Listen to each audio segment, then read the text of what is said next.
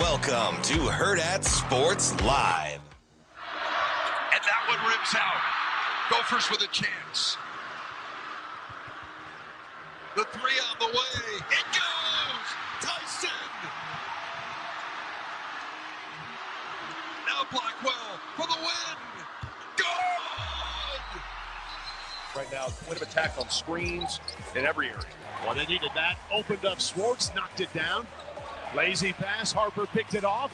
He's got Dix. Decided he didn't have numbers, kicked it out. Now there's the three. Nailed it. Step back, Swartz. Boys is going early here. Here's Jamarcus. Step back. Kick out. Left side. Extra pass. Left corner. Sanford puts it up. No good. Rebound by Sanford. Gets it off to Mast. Mast kicks it out to Frager. Shoots the three. Got it! Huskers up 15-12. Offensive board. Second chance. They cash in. Reverses on the pick and pop to Mast, who drives the ball against the smaller defender. Draws a triple. Up top, Jacobson's three. Got it! Beautiful basketball. Kale with a trio. Oregon ball. Lynn drives. Floater. No, the pass. Demir lost it. Huskers have it. I think Jacobson got a hand on it. And here comes a three ball on the way. Got it! By Sanford. Here's Hoiberg. Left side of the floor. Up top, Frager again with the three ball. And it is good. The dog. Frager on fire. Huskers on fire. 3:34 to go. 86-49. Good morning. Welcome in. Hurrdat Sports Live, presented by Next Gen Male Medical. That's DB. I'm Ravi Lulla here at Hurrdat Sports Bar and Grill. What's up, DB? How we doing? Nobody could see that. Well, some people. I think they could. There's a camera. I already told you I chose violence this morning. You could be on the internet. You could be sprayed, slayed, or actually stay. Oh no, I know you're too cool. You can play it off. You're like, hey, whatever. Until you're on the receiving end. I mean, listen. It's all good. If I changed how I behaved based on whether you choose. What fun would that be? Yeah, that's not fun for anybody. It's a total crapshoot. We're out here, right? Yeah. That's where the magic happens. We are. He said, "Oh, I'm losing my voice. I got it." I was saying, I love how he says he's losing his voice, then he just screams anyway. Frager! I was waiting. There was like this awkward pause. He was like, swings it right. Shoots the three. I was like, He's saying he was on delay like our boy Shane over there? No, Shane is really. Shane, did you hit me with a weekend delay? He showed me a deal from PlayStation. Oh yeah, that I think was over the weekend. I think it was from Friday, wasn't it? That might have been your longest delay ever. Ever? And you've had some doozies. Yeah, he's had full days before. Yeah. Going a full weekend, though, that's something else. Just to remember it. Yeah, well, it's probably all he's been thinking about since then. Although, Shane, I will tell you, like, you could shop for me almost any time.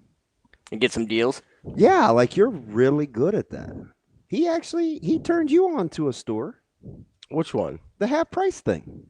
Oh, I mean, I've been to Half Price Books. I didn't know they had like video games and stuff. Yeah, Shane, you pretty much know where everything is, don't you? I mean, if it's refurbished. If it's refurbished, yeah. What did my old boss Candace Gregory used to say? Gently used, or she had a term for used. Yeah, gently. And I can't remember what it was, and I was like, oh, I kind of like that. That's nice. Yeah, I like when we evolve with our verbiage. When my dad was doing all this stuff in the school district, there used to be this term at-risk youth. And over time, he grew to hate that term. Yeah. And I can't remember what he started using, but he got away from at-risk. Yeah. Do you remember what about it he didn't like? I don't know. I can't exactly remember, and I'll do it. It'll be an injustice. But he is very he was one of those people that, like words matter. So he always chose them really carefully. Yeah. And Was it like he didn't want the preconceived notions like getting into people's heads? Yeah, because he didn't About what a kid was. He felt like he was a big, so I used to want to fight over anything. And sometimes people would say things that aren't really that bad. I was just looking for, I don't know, just a bad kid. And he'd say, you give that word power. You give that word ownership. I'm like, what does that even mean, man? I think most people would be mad if they were called darky. Okay, I didn't mean to, but that's just how it was. So I come by it honestly. Yeah, no, that's fair. Yeah. So anyway, Shane, you're all right with me. T-Mac says pre-loved. That's what some people say for used. Pre-loved. No, it was gently was in the. I'm gonna ask her. She's very busy. Well, do you think? How about an out of context text? You don't think she's listening to the show right now? What's the term you used for? And she'd be like, Damon, what are you doing? That's the only job. No, I'm dead serious. I remember like openly, kind of being teary eyed to leave. Oh yeah, yeah. It's emotional. Yeah, I really liked that job. Was that the one with the district? So I was their development director. Like, oh no, that was Open Door Mission. Candace, I know Candace. Yeah, so like really started the capital campaign with the Timberlake House and the new renovation. Yeah. But I actually would. So that all got done right before I started working there. So all the new buildings and stuff. Yeah. And the new Lydia House. Yeah. So all that got done right before a substantial amount. Oh no, you're talking multi-seven figures. It was early 2000s. Yeah. Right. So it was 04, 05, 06. And I have a sensitive. I have a soft spot for doing things that you ordinarily you don't want to do, and you do it for the greater good, and it doesn't work out. So that was when I was just dabbling in coaching. I was doing a thing with the Beef, helping run their front office, and had brought in Petito and Chavez and some of those guys. So I had both. I had feet everywhere, and not a lot's changed, as you can see. And Bob Danenauer came to me, and old UNO AD, and then OPS, director, and Jerry Barty. They made this pitch. They're like, hey man, we gotta get you back in the district, teaching degree, this, that, and the other. Short story long, found it in with teammates.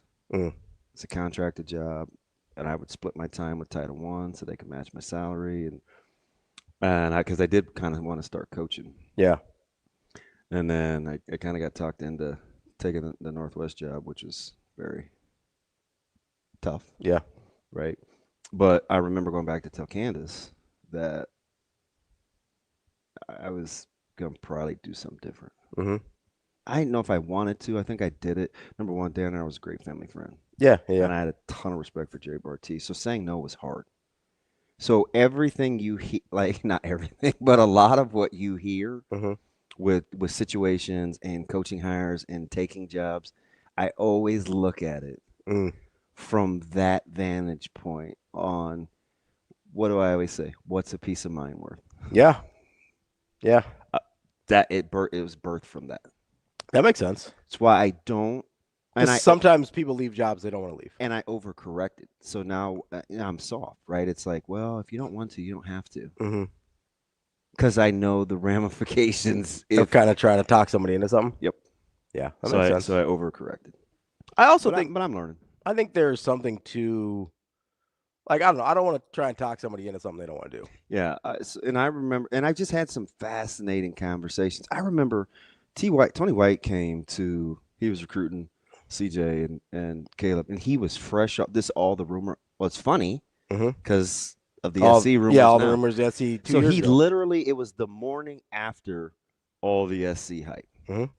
And you know me, if you kind of know me but don't know me, I'm much more aggressive. Sure. Yeah. I'll talk to you'll come off very, but it's just being inquisitive. Yeah, I'm just being straightforward. Very, very inquisitive. Yeah. So I was like, Coach, man, I was like, you got to, what? Just tell me, what's the deal with the SC What thing? is going on with SC? Yeah. I said, do you feel like sharing? So, you've been around. Have you been in West Side? Mm-hmm. It is all sorts of nooks and crannies. Mm-hmm. So we took the long way around to Yeah. the athletic director's office. And I was just getting insight. And he was talking about all the things that he had to consider. And in my head, I just had all these flashbacks. I was like, ooh, that'd be good. Ooh, don't do that. Yeah. Oh, hey, if your radar's pinging, trust that. Yeah. Oh, but he said that. Maybe you could compromise on that. You know what I mean? Like, so Yeah. I You're kind of weighing all the. So that's how I look at every situation. Like, ask Dollar Bill about coming here. Oh yeah. It took 2 years. Yeah. Well, I mean, Not 2 years. It took a year. Took a year. It took a year and a half. Yeah. Took a year and a half. Well, and I talked to you a lot through that. Yeah. Yeah. And basically I was afraid. Because I was like, take me with you. Well, I was afraid. Yeah. Right? Like, you've done something for a long time. And we're very successful at it. I was afraid. So yeah. No, it makes sense. These coaching carousels and guys. So I'm very. That's why I like talking to players that want to leave or want to stay. You get a good sense. Yeah, because I have my whole laundry list. Yeah. And you've been through enough where you can kind of tell, like, ooh, that's fool's gold. Mm-hmm. Oh, that's interesting. Oh, they believe it. So I like. Yeah. Like, you can tell when they believe something that isn't actually going to happen. Yeah. Or when they've got a good reason. The one thing I have learned is number one, I wouldn't recommend doing unless you're destitute or you have like a goal of, hey, I have to pay for Timmy's surgery. I've got to do this. Money would be my last motive.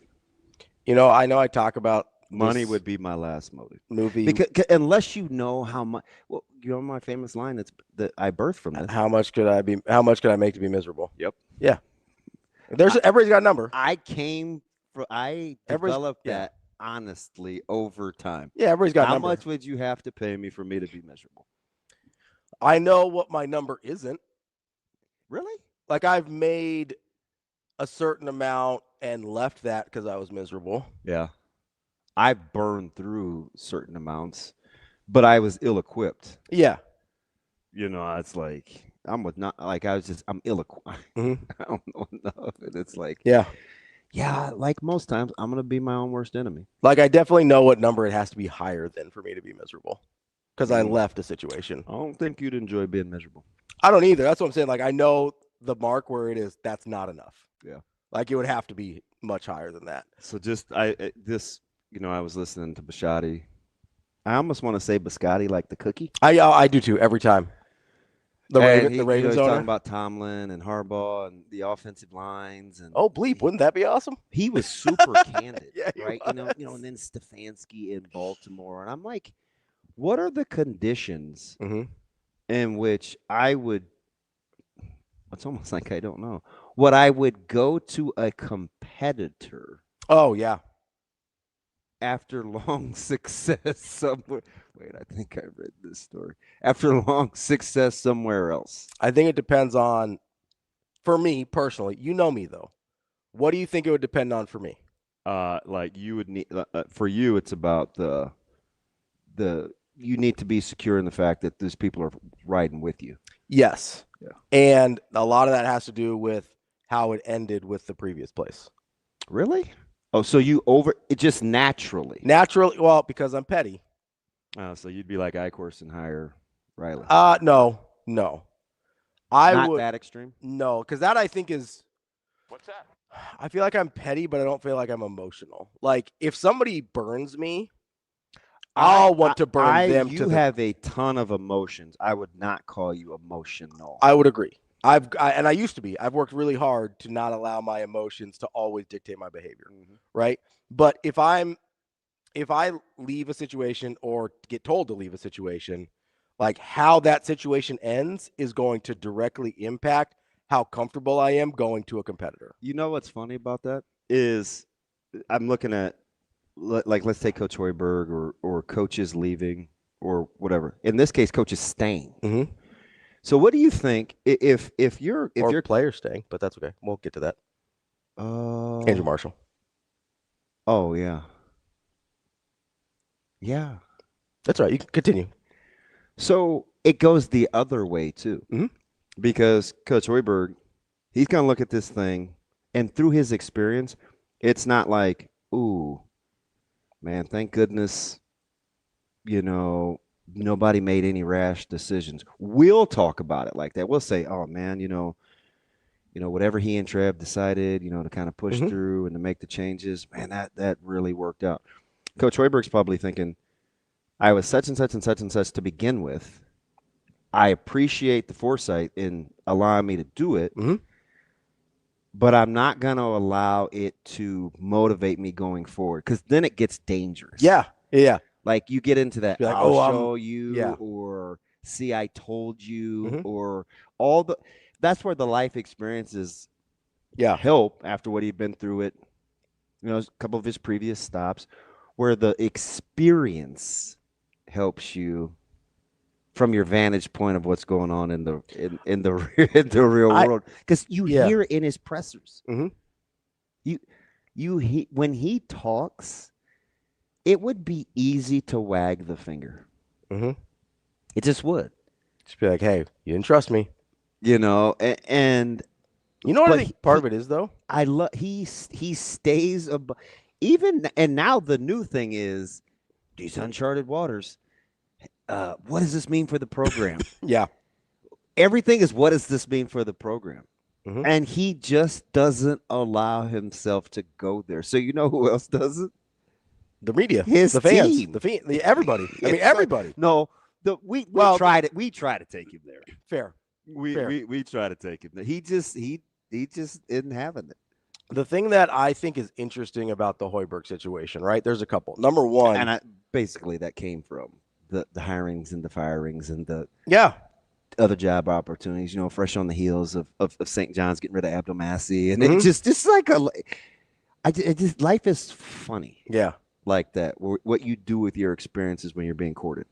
I think there's a couple things that are interesting about the Hoiberg situation. One, his experience with the Chicago Bulls, I think, is really sort of informed the way he acts now. Because you think it's under or over or not stated enough, or like what? I think it's understated. I think he doesn't talk about it much. I would say he doesn't talk about it much. We sort of just skip over it. When we talk about his prowess, we talk about Iowa State, right? But he had a very strange situation in Chicago. He was brought in to coach a certain type of team, and then the front office gave him a different team, right? Like, it was like, that's what they went and got, like Dwayne Wade.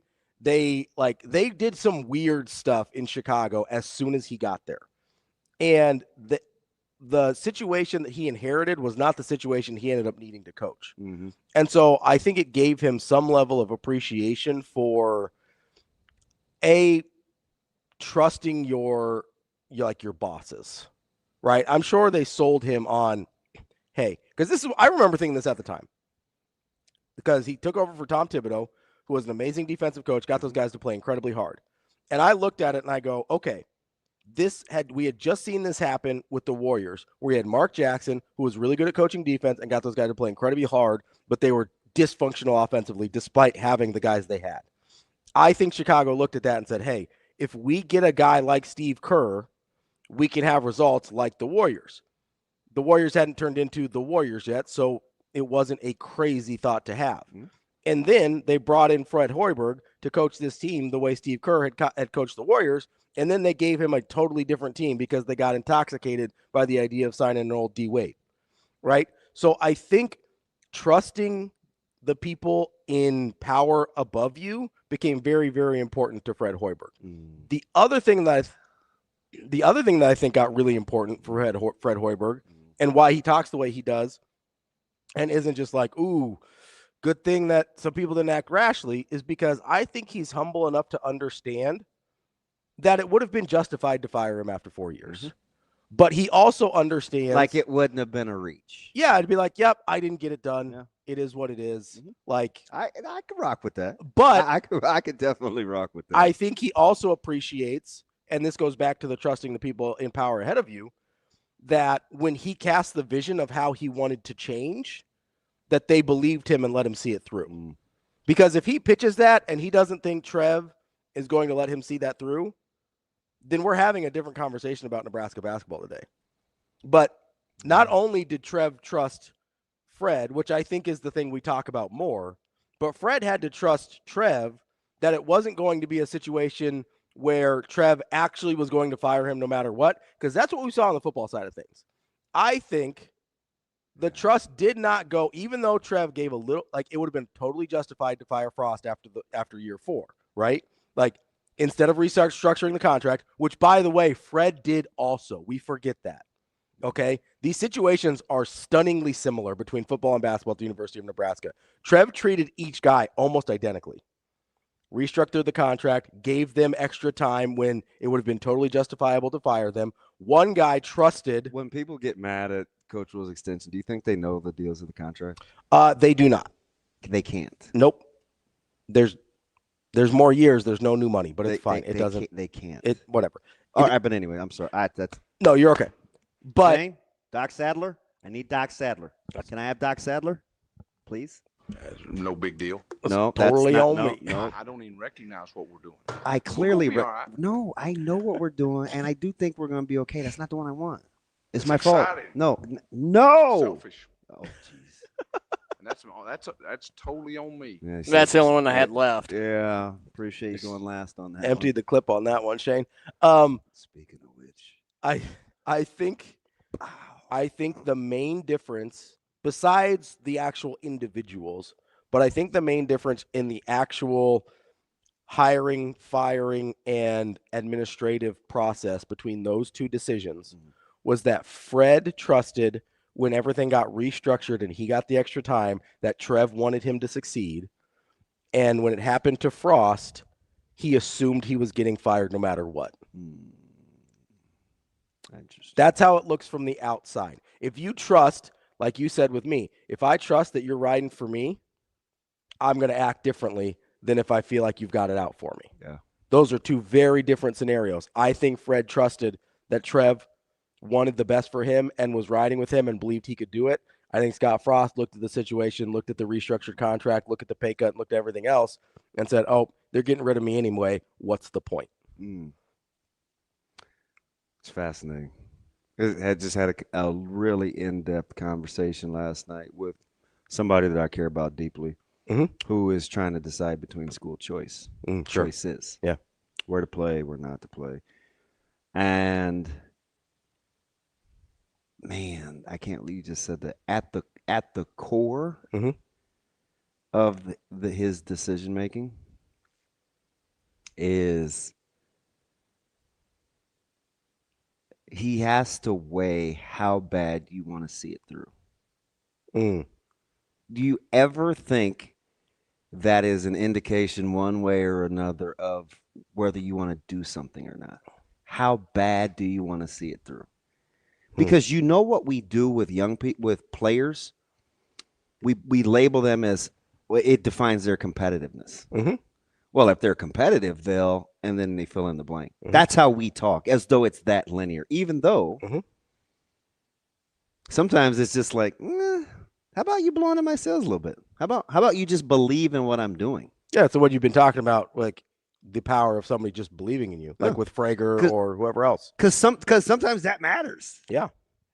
I mean, I can use, like, that is I'm very familiar with that. Like, that's, I don't know if you remember, not to get like too into our dynamic or whatever, but I don't know if you remember when there was a job over at 1620 that I wanted that I didn't get. And I texted you because I had just watched the Brooke Behringer documentary.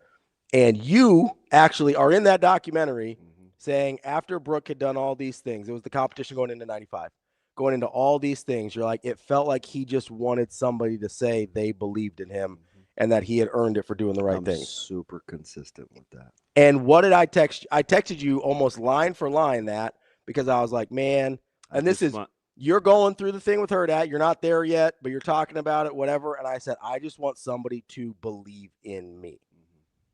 And that's why I'm here. But that is a huge difference in a guy like Braden Frager. I'll even go, we both like Sanford. I didn't know he had this in him. You think it matters that Fred Hoiberg believes in what Price Sanford is? You know what's funny about that is what was the number one thing that I liked about Sanford all year watching him play like this? I would go, look, you guys, he's always had this in him. Yes. Right. I would say that even early. I was like, I've seen. You said it when he transferred in. You're like, oh, he's more than what he was at Iowa. I was like, he's more than that. And I was like, are you sure? Like, that's all we saw at Iowa. Yeah. And you were right, but what did it take to get it out of him? Yeah. Opportunity and somebody believing that there was more in him. I do think it's pretty cool how we kind of undersell the freedom, the free to be me thing. You know what's funny about that though? Because it matters. It totally matters. You asked me about. I remember. So, I think it was Connor. Might have been Happy. This was a couple years ago, and he was talking about like freshmen, really good freshmen, kind of flying under the radar. So I texted him and I was like, "Hey, in football, basketball, okay." And I was like, I know I'm going to sound like a total nerd, but you have to reference Khalil Mack. Like, he's an Ivy League guy, really, really good, putting up super numbers. Like, I think Khalil Mack belongs on the list. And if you remember in our group text last year, I was like, man, Khalil Mack is better than this. Yeah. I don't think it's going from the Ivy League to the Big East. Like, he's better than what he's seeing. He's better than what we're seeing. Yeah. And I listened to Cooley talk about the development of Mack and his game. And you know what a lot of it stems from? What's that? Allowing him to be who he is. Versus, and for some reason, it's really hard for coaches to do that. Yeah. It just is. Well, you know what I think part of the trick is I think people have. I mean, how are you managing Frager? And you don't even really know. You just know what people say. You know, like me or Bars. What people say about him. I don't know him, but it's, man. It takes some stones. You know the thing that I'll give, and I noticed this probably for the or first, some discern or whatever the word. I think discernment, but also conviction. I think conviction's the word. Okay. One of the things that stood out to me last night when I'm watching Frager, because like he got on a little bit of a heater for a while, and one of the things that I was stunned by that I don't think I had noticed before was for a guy that is described the way we describe Frager, like kind of got a little FU in him, got that chip on his shoulder, like a little bit of a wild card to a certain extent. Like, all those are true, by the way. Totally fair. But you know how much restraint he shows in his shot selection? Yeah. Oh yeah. So, especially after he gets hot, because I'm seeing him drive a couple times, and I was like, I would have shot that. Yeah, like he'll get like 4 to 14 feet and have a step, and I'm like, oh, I'd have shot that. And he kicks it out, resets the whole thing. You know how incredible that is for a guy of Frager's ability and his demeanor? I apologize for jumping. Yeah, it's incredible. You know what I want to ask him? I want to ask him again, just because I'm much more of a fan of his than he is of me, but he's the type of person I cheer for. There was a stretch at Ohio State. This is really kind of innocuous, and it's not, nobody's going to remember. But they got a steal, and the outlet went to Frager. And I was like, no, like, not now. It's like, not now. He turned it over. Yeah. Like bang, bang, turned it over. In that same last minute and 40-second sequence, he got the and one. He had the catch and shoot. And I'm like, once upon a time, that turnover when they had momentum and had a chance to have a play would have eaten him, would have affected the last 2 minutes of that game. And it didn't. But I was like, my dumb butt would just pull him to the side and be like, hey, man, like, do you remember that, or am I overthinking it? Now, he would have clearly said, man, Ben, we're doing too much. Right? Because, but I always look for those moments where it's like, oh, shoot. Yeah. He has turned the corner. Yeah. Because it would have compounded. Yeah. It would have compounded. Yeah, it would have snowballed. You know the stretch I'm talking about? I do, yeah. I know it would have snowballed on him. Yeah, and it did. And it snowballs on a lot of guys. And Caleb and I were watching it real time. And Caleb's giving me the play-by-play, and he's like, man, once upon a time. He's like, man, he's either got to be a catch and shoot or get downhill. Like, don't give him too many options. Yeah. Yeah. And then we're just watching this This kind of same with Price. Mhm. I'd be curious. They have a couple of X factors too, because I mean, we're acting like Mast wasn't even. He was like not even quarter Mast last night. It didn't matter. Yeah, they just blew him out of the water. Did you? I get it. I'm a huge press conference honk. Did you hear Altman's press conference? Part of it, not all of it. Which part? I mean, you sound like a guy that lost his dog. He's like this. Oh yeah, he seems shook. Absolutely embarrassing. Yeah, he seems shook. What happened to us tonight? Mm-hmm. And I'm like, what is going on now? We're a team, because this is what we do when we want to be negative or hold people. I use the word melodramatic on social media this morning because I can't stand it. Like everybody. Like we're so quick to want to have everybody see it through a certain like our prism versus it could be like this or it could be like that, because whatever. And I thought it was funny because you're watching this thing unfold, and with football or any other more not even popular. Let's just use football and keep it simple. It's, he's never done this. They've never done that. And this is a career this, and this has never happened here. And I always say, just imagine if you resign yourself to that. Yeah. Every day I say, what if you just, hey, we don't beat top 25 teams. We haven't been good at 9. Do you want somebody to resign him? Oh, man, DB, your glass this, and you don't see that, and your company. No, man, listen, it may not work. Yeah. It may not work. But you know one thing? He's not going to resign himself to it. You can't. You don't want to, and you don't want to cheer for people like that. That's one of the things that bother me the most. You don't want to cheer for people that think the way, if you're always going to tell me about the negative, you don't why do you want him miring in that? No. Is that even remotely he's got 160 people that need something. Yeah. Right. So it's can you, if Nebraska basketball had been we've never been good, never won a tournament game. What if they acted like that? We don't put that on this team. No, we don't. This is the thing we were talking about yesterday, right? I've been talking about it for 3 weeks because I'm not mortified. I'm miffed by it. Yeah. Now, people have done a good job of giving their version of why. But it's it's so freeing. This is what I think. You want me to land a goddamn plane? Yeah. From all the people, the basketball, because there's some just diehard fans for a long time. Excuse me. That sounded really gross. It's freeing, and they allow themselves to go there to talk about 20-0 or being undefeated unabashedly, they're having fun with it. Yep. Do you know why I think it is? Why? Zero expectations. You have nothing to compare it to. Yep.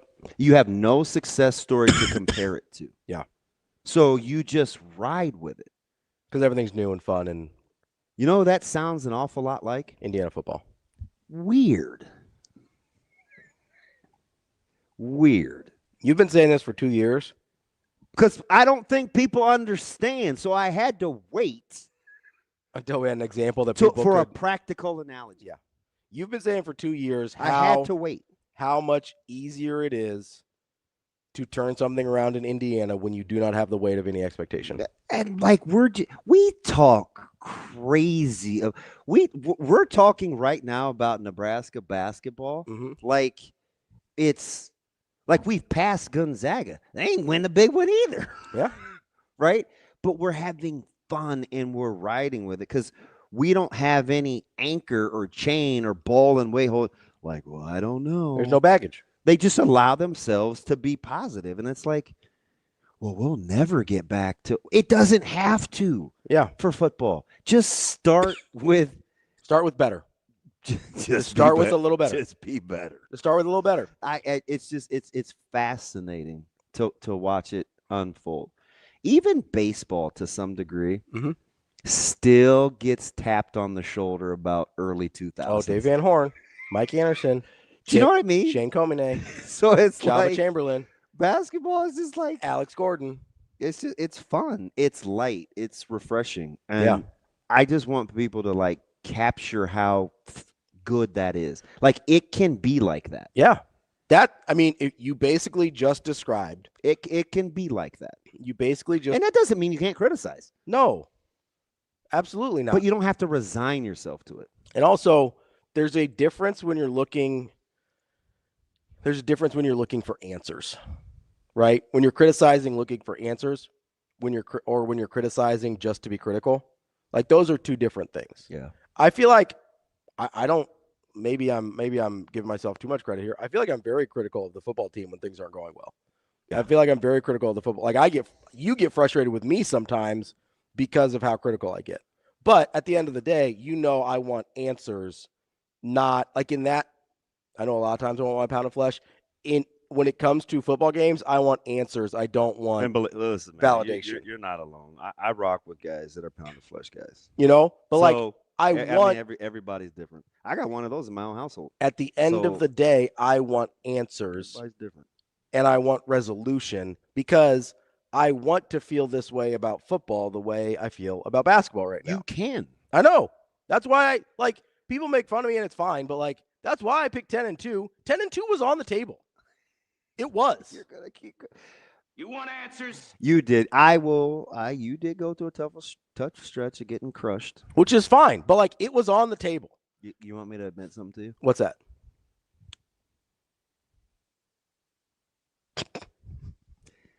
I don't have the courage to pick a big number, and it's not because I don't believe they're capable of it.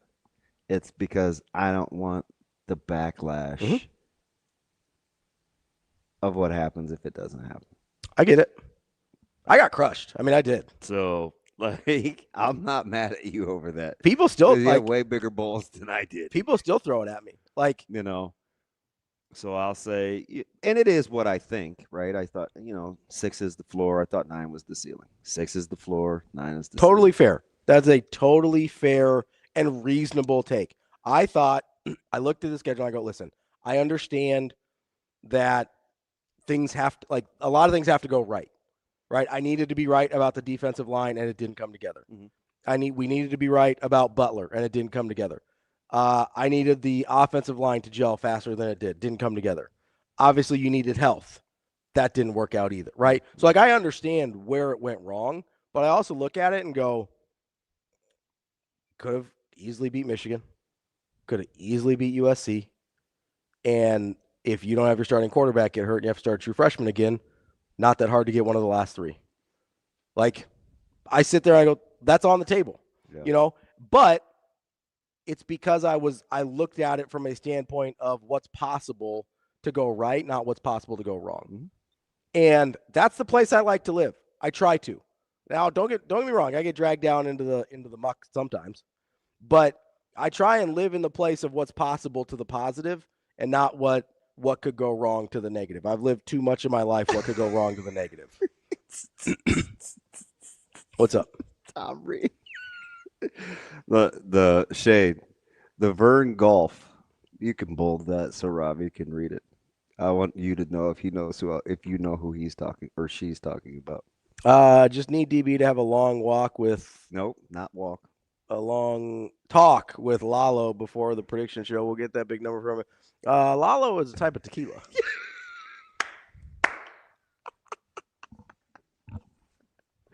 No, I'm not messing with her. So Vern must know you a little bit. Or he listens. Big Lalo guy. Big Lalo guy. Oh, we got Drunk Monk in the chat. What's up, Drunk Monk? Oh, he's back? How we doing, Drunk Monk? Where's he been? Good morning, everyone. On one, probably? Probably, that's all right. Well, Drunk Monk, could be. Those guys just binge drink in the basements, don't they? Or is that a stereotype of monks? I don't know what they come above ground. Why is it always? I always think dark. I think the monasteries don't have a lot of windows, so I don't know if they're in the base. Are you being a Richard? No, I think they do seem dark most of the time. Okay. Yeah, your delivery is confusing. I know it's hard to tell. I also think that they do make beer. Like they invented beer. Monks invented beer. I need a fact finder. Where's Kobe? I'm almost positive. If they didn't invent it, they are very, very prominent in the beer making world. Okay. And them and Anheuser-Busch. Was Anheuser a monk? I don't know, but there's Kenny Bush, Billy Bush, Tim Bush. Bush came later. They combined. Anheuser was Mark Anheuser? Maybe. It wouldn't have been Mark back then. It would have been like Thaddeus or. I think Anheuser is a pretty German name, so might be. I don't know what like German first names are. Boris Anheuser. Anyway, I'm sorry. I was thinking more Adolf, but that was a very common German name. Is the first name of the guy that started Adidas. Well, and he started Coors. Oh, that's right, Adolf Coors. Adolf Coors. That's right. See, beer making lineage. Oh, don't tap me. Give your boy a high five for bailing you out. Good job, Shane. You finally know something over there, little face. Good. Okay, just ignore me. That's fine. You're not. He doesn't know how to take you. You haven't been kind long enough. He looked at you like. Surprise, surprise. Exactly. I'm always nice to Shane. Always nice to Shane. Hey, do you like my heads? Yeah, we got Herbie.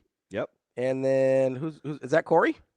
No, all black people do not look alike. I'll give you another crack at it. I don't know who that is. Is that Lonnie? Yes. Okay. Okay, let me bring up Corey Brown. Wow. Let me bring up Corey Brown. Well, I haven't seen anything official. Have you seen anything official? I haven't, but let me just bring him up because like I'm not like super far off. Yeah, yes, you are. They don't look that. Knock it off. See, that's why we can't have nice things. It's not a good miss on my part. No, it's not a good miss. I'll just say that. Not a good miss on my part. It's not. And where's Amazing Daniel when I need him? He said, "Is that Corey?" No, that is LT. Asian Wyatt said they did not invent beer, but they specialized in it. Okay. Dang, I've missed the monk. Where have you been, man? Have you been gallivanting with those other people? We've had an influx this week. Knock it off. What? A lot of people have mentioned it. What do you want me to do? I just need you to grow up. They're in the chat. What, I'm supposed to not pay attention to what the people say in the chat? Who are all these people? Mars Alamo. Cheers to beer. Cheers to you, Mars Alamo. You barely drink beer. Yeah, I don't drink a lot of beer. I used to drink a ton of beer. Did you? Yeah, I used to try out all, like I was very, I don't want to say connoisseur, but like I would try all the different kinds, and I'd try specialty beers and stuff like that. Look at Joe Good. Working hard? No. What about Mexicans? Yeah.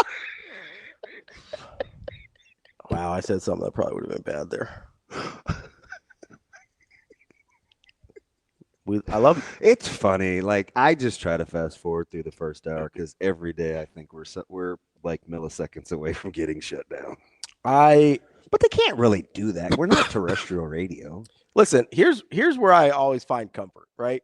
You remember the meeting we had with Bill when we decided to go all digital? Yeah. And he's like, he showed us a clip from Howard Stern. Yeah. And I was like, he's like, hey, go study. And I was like, bet, I got you. Now he cringes. No, Barry. I don't smoke. Jose Bueno says, no, we love this kind of stuff. Barry. Don't read it out loud. Don't Ron Burgundy. Like, why would you ask me that? Yeah. That's not my, contrary to stereotypes, that's not my. No, I don't have any. I don't have any, my jam. Jose Bueno, I don't have any problem with Mexicans. Mexicans are cool. Those are my guys. So I can say I love those guys, and it's not like I'm not using a demonstrative. I don't think so. Yeah. Yeah. No, we're big fans. Two of my neighbors. Although one doesn't talk to me. I don't think he rocks with me at all. Not Lupe. You love Lupe. No, Lupe's my dude. That's your guy. And you weren't sure if he was Hispanic or not. Lupe's the type of guy I would put at the head of my security detail. Oh, yeah? Yeah, or maybe, no. Well, he and Scott could share. Scott looks like he should be at the head of Oh, yeah, I've met Scott. Yeah. Yeah, I met him at the CWS. He looks like he could. Very yeah, businessy. I feel like he could get after it. He seemed like if I was on the wrong side of things, I wouldn't want to see him. My offensive line coach, our offensive line coach, Brett? sent me a picture of him at the shooting range. And I was like, of himself or of Scott? The targets that he was hitting. Oh, gotcha. Okay. I was like, we good? I need context. Was he shooting at you? He's just his target. There was 200 holes in that. Oh, thing. okay. I thought you were saying he like was doing. And like, he looks like the type of dude that would be strapped. Oh yeah. Yeah. I'm like, can I get some context? Did you just felt like releasing some steam? He stays on business. Yeah, I guess. I'm happy. We're gonna take a quick break because EJ says it was Augustus Bush. I think that's right. Augustus. I need somebody smarter than me, which is 90% of the people we're talking. What to. was Anheuser's first name? Wait, Shane, what's your guy? What was Timmy Core's first name? Adolf Course. That's right, though, right? It is. I believe that's right. Yeah. He's not. He's going back to me. Giving me a hard time for Adolf. Oh, what was his name? Adolf Course. Anheuser? Yeah. What? I don't know what his first name. name. What did? No, that was Augustus Bush. That was the other guy. Because we were talking about Anheuser-Busch. I couldn't remember what Anheuser's first name was. So Anheuser is somebody's last name. I believe so. Yeah. Shane, do you have thoughts on that? It sounds familiar. You keep a lot of thoughts. No, Max, that was not me playing basketball last night. Nah, he'd have said tennis. Would you have been cool? I wasn't playing tennis last night either. I was just watching. I know you were hitting the doubleheader. I was just watching ball. Okay, I want you to be honest too. Okay. At what point, or did you ever switch over the volume of your multi-view? I went back and forth a couple times. Did it depend on the score? Yes. Okay. Yeah. So I was on Nebraska early. You know Daniel knows. If anybody knows liquor, it's that dude. Jason says Eberhard Anheuser. I don't know. Maybe that's right. I'm going to probably rock with Jason. He probably knows. If it's him, Todd. He probably knows. Yeah. That's kind of their personality. Well, okay. Steve also said Eberhard Anheuser. So I think we're right. Eberhard. I told you it wasn't a normal name. Dang, we got a Steve now too? Yes. You know Steve O'Donnell. Oh, Your Bruins guy. Bruins Steve. Yeah, Bruins Steve. Oh, we got to be. So, okay. His father-in-law was Adolphus Bush. I'm going to tell you. Yeah. Because he does all those screen grabs. Yeah. He does all the shots. So if you find me just sitting like this. It's because you don't want to give him anything? Yeah. I don't know how he does it. And some are horrible. So this is what I want to do the whole time. Just cross your arms? He has one from yesterday where I was flabbergasted by the one where you were going like this? Let's not. Okay. Let's just. I was just trying to make sure I knew which one you were talking about. Going like this. And I'm like, how? Zach's right. I was on the Twitter grind last night. I was fighting with people on the internet. Why? I don't know if I was fighting with people. I was being a little snarky. Well, I brought up Andrew Marshall earlier. Yes. I thought it was very classy of him to put out a thank you, and he's not even leaving. Mm-hmm. I thought it was really nice of him. I thought it was a really good gesture. And it just was kind of I mentioned I thought it was a really classy gesture to write a note and to stay at the University of Nebraska. I didn't know. Do you know who's rocking with you on that? And I am shocked. Who? Severe. Yeah, because it's such a stupid miss. It's such a dumb miss. I don't know if you know this. Yeah. You don't like the word stupid. No. Oh, okay. That's fine. Like, you're a grown up. Hey, do you want it?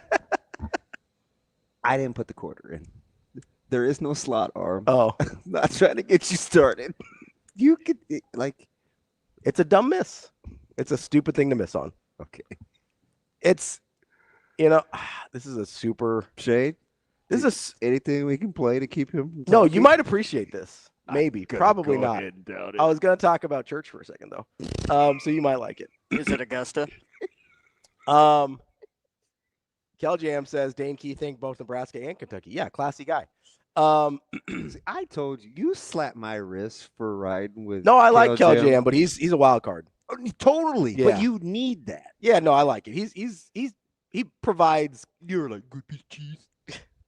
Good piece of cheese. He provides good content to the show. Oh man, I rock with him. This is what it reminds me of. So back when I was in school to become a preacher. Back in the day, it's a very long time ago. Preacher Lulla has a very poopy ring to it. I think I would have gone by Pastor Lulla, but whatever. That sounds like better. A drink. Pastor Lulla? Hey, would you like a little Pastor Lulla? Hey, can you pass me the Pastor Lulla? What's in Pastor Lulla? Like what is that drink? I don't know, like adobo chili. The tequila. Sorry, we're both sick today. I'm not sick anymore. I know you got the cough a little bit. I don't know. I feel great. No, that was a new drink. You didn't hear that? It's called Flamme Lambrusco. Oh, I thought it was called Pastor Lulla.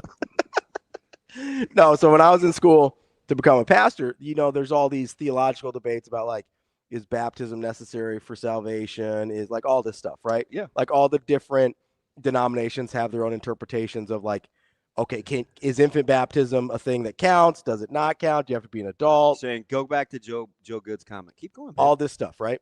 So that's what that one, the previous. I remember as like an 18-year-old, I was like, this is stupid. It's the easiest thing to do. Why are we having a debate about this? So you haven't said this, but you've said it to me off air. Yeah. Is this one of the things that bugs you, that what Joe Bueno just said? Yes. Yeah. Absolutely. Again, not putting in the quarter, you will go hard on that off air. Absolutely. And like, it's one of the things that I was super mad about Scott Frost about, because 25 years later, he's still traumatized. He called himself the most hated man in the state in 1997. Stupid. That's incredibly dumb. It's 20 years later, man. Like, you're an adult. Get over it. Like, get over it. So, Shane, do you remember, I met him out. I saw him at 72 Table and Tap. Do you remember my Wisconsin guy that I really liked, Kyle?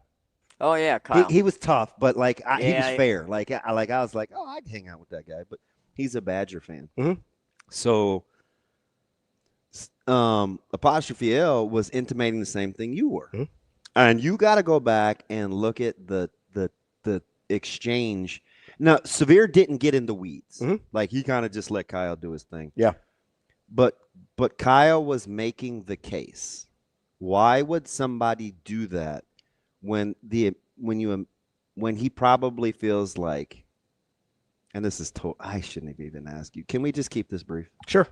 I mean, we've only got like 5 minutes before I get to BC, so it has to be pretty brief. He was like, hey, you guys, the fan base vilified him the first chance they got, right? He went into the UCLA thing, the Latif thing, and he goes, why would he turn around and do X, Y, and Z?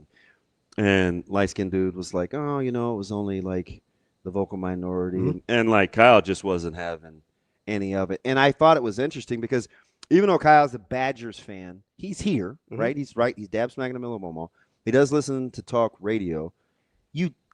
I think he's objective. Mm-hmm. But that was his vantage point on why you didn't get what you're clamoring for. Yeah, it's not accurate at all. Okay, listen. Here's where I'll push back. Right? Yeah, I'll show you the text thread. Or tweet thread. I don't believe that that's accurate. Yes, Nebraska fans did turn on Dylan, but it wasn't the first opportunity. You know how many times Nebraska defended Dylan over the course of the first 2 years of him being here? I got no qualms. When people are talking about like, oh, the Mahomes thing is weird. I'm like, hey, chill out, right? When nationally people are I explained the idol and the childhood thing. And absolutely. Yeah. We sat here and defended that dude at every single opportunity. Now, at one point, the dam broke. That's accurate. If I could have done the hair and the comb over, nobody was going to be Terry Bradshaw like me. Yeah. It's not fun. It's a little funny. I didn't think you were going to go Terry Bradshaw there. That was the first person I emulated. My thought was, because you brought him yesterday, I thought Roger Craig. Roger Craig was your guy. Yeah, I was a quarterback, so that high knee thing didn't. Gotcha. Totally fair. I didn't even know how to run like that. Yeah. Dude, I was slew foot. I look like I'm shoveling snow with the inside of my arches. I can't run like Craig. No, but you bring up a good point. Like we imitate our idols, yeah, right? And so I would argue that for 2 years. And in his defense, people hammer Kobe for copying Jordan. I don't, but yes, a lot of people do. And then how many times do you hear Nebraska fans defend the high school things with Dylan? Constantly. Constantly. We're like, hey, it was this, and this. There are reasonable explanations for all of them. And the decommitments. Hey, this is what happened. There's reasonable explanations for all this. So don't tell me the first time we had an opportunity to turn on him, we didn't. Right? Because that's not accurate. There was a point where the dam broke. That's true. I'm consistent, and it's not because Dom is my boy. I'm not a huge fan of hammering on student athletes. Yeah. I didn't hammer Iamaliava. Yeah. I just, it's just not in my nature. I'm a chump. Man. I understand that. I'm not controversial. That's fine. If I see something, my line is high school athletes. I'm not going to hammer on high school athletes. College is fair game, man. You get paid. Listen, it's not about the getting paid or not. It's about this is where you have to learn things about life. Would you like a little insight into like late breaking stuff and thank yous and It's no coincidence. This is a little inside baseball. It's no coincidence in the last week, Pat Stewart has had all the meetings. Just gonna give you that little chicken nugget. Yeah. They're just about finished with all their meetings. All the exit interviews and Yeah. I mean exit interviews is just a general term. There you go. Yeah. In case you're wondering about timing of some things. No, it makes sense. I also think, listen. It's not wishing you well, Kiona. It is not about because it is now official. Yeah, no, I saw that. I saw it yesterday. That was my guy. I'm a little bummed, but it is what it is. I rock with you, Kim. What does Kim say? I backed Dylan in any conversation until he decided to trade out.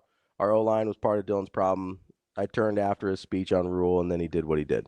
Yeah, totally fair. I got no problems. And listen, I feel like for most of the last 2 years, nobody defended Dylan more than I did. Oh yeah. But there is a point where the judgment the judgment is lacking. Now this is interesting. And I'm also Headley usually has jokes. Yeah. This is interesting. Idolizing is different than cosplaying. Okay. I don't know how to take him. It's a fair point. It's not cosplay though. I really wish he would have got a haircut at some point. He did now. And I told you he was doing that. That's fine. Pre-injury. I'm just saying, I said, he's not going to go into locker rooms like that anymore. That's good. That shows a little bit of growth there, I think. I can't.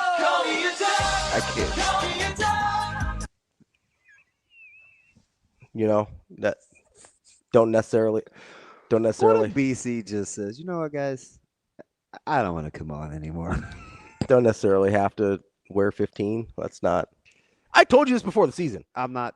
Listen. I told you this before the season. I'm not listening to you. For his own sake, I wanted him to get one of the single digits. Ow! Don't do that. I wanted him to get one of the. You're hairy. I know. It's freaking mildly disgusting. It's my Indian side.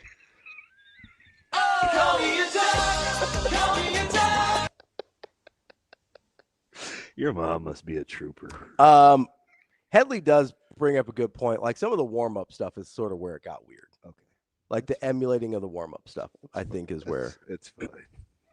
Shut up, Austin. Just shave your head. Just shave your head, man. Not that hard. Can context help? Nope. There wasn't a lot of context on that one. Well, I slapped your wrist. Well, yeah, but really more a forearm. Wrist was kind of. You don't want to hit the watch that you like. You just didn't want to. Yeah. I'm glad you let me try it on. Yeah.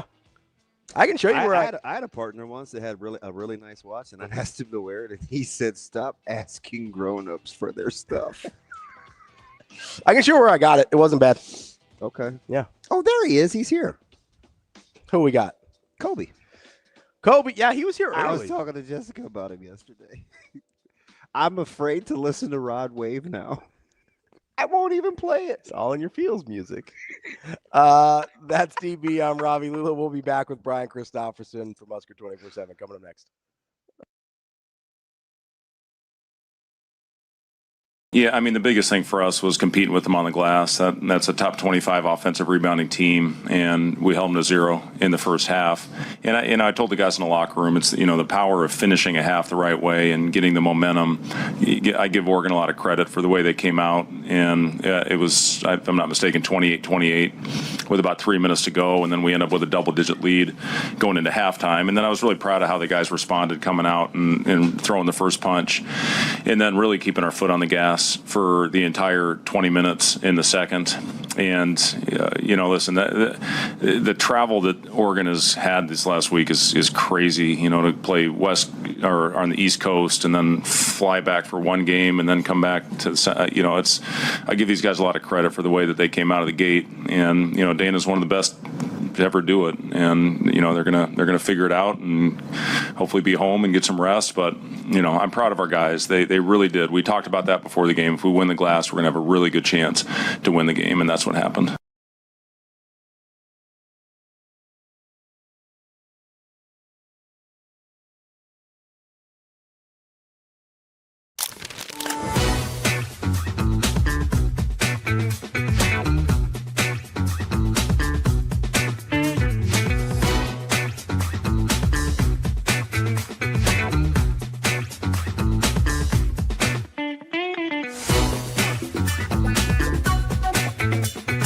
Oh, it helps.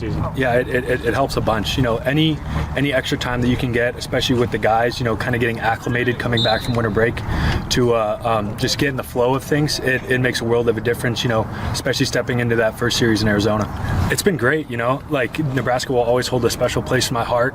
My grandparents live in Omaha. I have relatives all over the state, so getting to come back and, be close to them and be close to family, it means the world to me. I would say, like, one of the strengths is, like, the culture. I've been a part of some really good baseball teams, but I've never been a part of a group this tightly knit, and getting to experience what that is and what it means to be a Husker, it's been tremendous.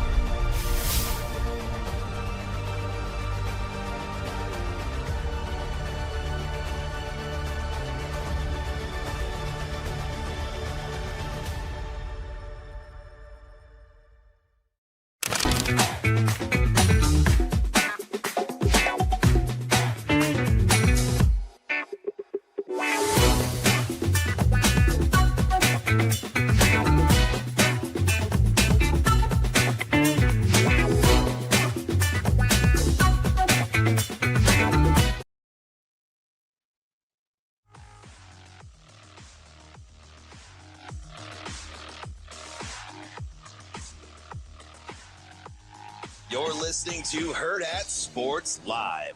Here is Husker 24/7 senior writer, Brian Christopherson. Yeah, you got guys that walking into Ace Hardware without their shirts on. Brian Christopherson. We got a pretty good sewing circle in this state. Brian Christopherson. To me, it's like crunch time, baby. Here is Brian Christopherson. Welcome back. Hurrdat Sports Live, presented by Next Gen Male Medical. That's DBM Ravi Lulla here at Hurrdat Sports Bar and Grill. We are joined now by Brian Christopherson from Husker 24/7. BC, what's going on, buddy? I'm doing well. How are you guys? Be sizzle. You now be honest. Just keep it real with me. Okay. Does this right here not remind you of Terry Bradshaw? Don't you just see a lot of Terry Bradshaw in? What are you laughing at? Can you just let him answer the question? Well, I mean, Terry's a lot older than you. In your defense, Damon, there probably weren't a lot of quarterbacks in that era that looked exactly like you, right? Correct. Thank you. That's some levity I needed an out. What a nice guy. Yeah, I had the crazy hair. Did Terry Bradshaw like have a comb over like back then even? Like yeah, and every time he took off his helmet, I was like, "Ooh, you don't have long. You don't have long at all." And you want it? And lo and behold, he does. He's one of those guys too, BC. I did try to do everything like him, but at least after a while, the first couple of years, my mom and my dad can't vouch now, but my mom can vouch for this, BC. I went from being in love with Terry Bradshaw to wanting to be Turner Gill. So the 12 thing worked, and I got a little closer looks-wise. So shout out me. You know who I wanted to be from your Husker teams when I was a kid? Could you guess? Take one guess. He captured the imagination of many a kid in the state for a particular play in a primetime game. Oh, that is a toughie. I will go with Taylor. Offense or defense? Defense, but special teams is why. Mike Foreman. No, that's good. Baron Miles, the Red Baron. I said Baron because he was, but I was going to make a joke because he's little. Well, I mean, that was part of it. Like he could defend receivers 6 inches taller than him. And you want to know do you want a tidbit about Baron Miles? Yes. Until he got eligible, because he came in as Prop 48. And this is no exaggeration. Until he graduated, to a man or to a coach, you will get a consensus. He was the first one on the field, and he was the last one off. It had to be intentional. This dude we would be in there getting taped, acting stupid, telling jokes, fighting, throwing water, whatever. This dude would be taped, take his helmet out, and walk out there by himself to get warmed up. He would be out there before the ball boys even set up the bags. Yeah. It's no coincidence that dude had a long career. He first one there, last one to leave. That dude would turn on and off the lights. And the play I'm obviously talking about for people who are younger was the deflection down the sidelines. Well, no, Thursday night, Oklahoma State, the block punt where he took it off the kid's foot. Me and my friend would go out and try to replicate that play. I reenacted Coach Osborne at halftime on this show, so it had nothing to do with anything. But last week, about his halftime speech when I said "sand in your craw." Oh yeah. That was Oklahoma State at Stillwater. He hit So do you remember those old, huge dry erase boards that you could flip around and use the other side? He hit that thing so hard it did kind of like a half turn. He's like, "Dad gummit," and that was the sand in the and that was the block punt. That was the block punt. You guys were playing like dog crap for the first half in that game. You were behind, if I remember right. To Tony Jones was the opposing quarterback. I'm just going to tell you that thing was a recipe for disaster. We almost died landing, so we're just fortunate to be at the game. I felt like the nose of the plane touched the cement landing that year in Stillwater. Wow. The absolute shortest runway in the continental U.S. was in Stillwater. Yeah. Well, I'm sorry to make it go sideways with that question to you, but so I like Baron Miles. You like Terry Bradshaw. Same thing, right? Yeah, exactly. What's funny? I don't like him anymore. Terry Bradshaw? As a quarterback or as an analyst or both? So it started, Shane, as we can remember, as a quarterback. We got into these arguments about guys that are misremembered because they won a ton. And Stabler was one. Sure. And then I got into Terry Bradshaw. Those guys threw so many interceptions. I don't know what to do with that, though. I know, because you could grab and touch. And just stylistically what passing was. Yeah, you threw it 50 yards, you didn't throw it at all. One of the things you were Green Bay. One of the things that really makes me mad, and it's not just because he's a Miller North guy, but people on TikTok will go back and be like, 2001 was the worst Heisman season of all time. And it's they go and they point, it's he had 7 touchdowns and 10 interceptions and only threw for 1,000 yards. It's if you watch that team, nobody was more valuable to their team in the country than Eric Crouch, right? And so, I don't know what to do with, because I've said the same thing, Terry Bradshaw's overrated, look at the numbers, whatever, but I don't know what to do with the context of what football was at the time. It's such a hard thing. Maybe he was the very best there was in the 70s, and that's just what the game was. I don't know what to do with that. Yeah. There's not a question in there, BC. No, by the way, the 01 Heisman, even the 62-36 game, go watch Eric Crouch in that game. He's running up and down the field. Go watch him against Miami. Yeah. He's the only person that looked like he belonged on that field against Miami. Yeah. I do remember one time that included Keogh Craver. Yeah. And I thought For my money, like Craver is one of those guys I think gets misremembered. Keo Craver during his stretch was the best for a young guy. Yeah, was the best athlete that I had seen on campus. Yeah. Keo Craver was an amazing athlete. He won't remember this, but I had sociology class with him. We were actually partners. Big guy.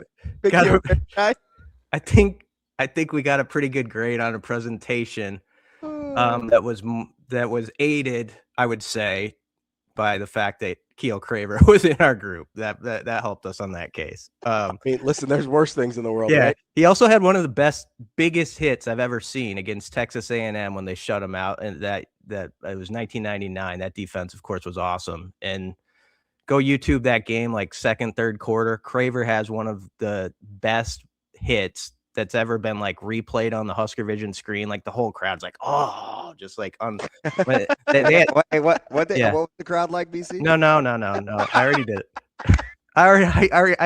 I give one a week, and that was it. The crowd was like, oh. Yeah. All right, Shane, lock it up. All right, B, so how are we feeling, man? It's gonna be a little quiet here for the next couple of days, I think. Got a little dead period, right? Maybe. Yeah. Allegedly. Outside of coaching rumors, and you can address that if you'd like. How are you feeling about Nebraska's sitch currently?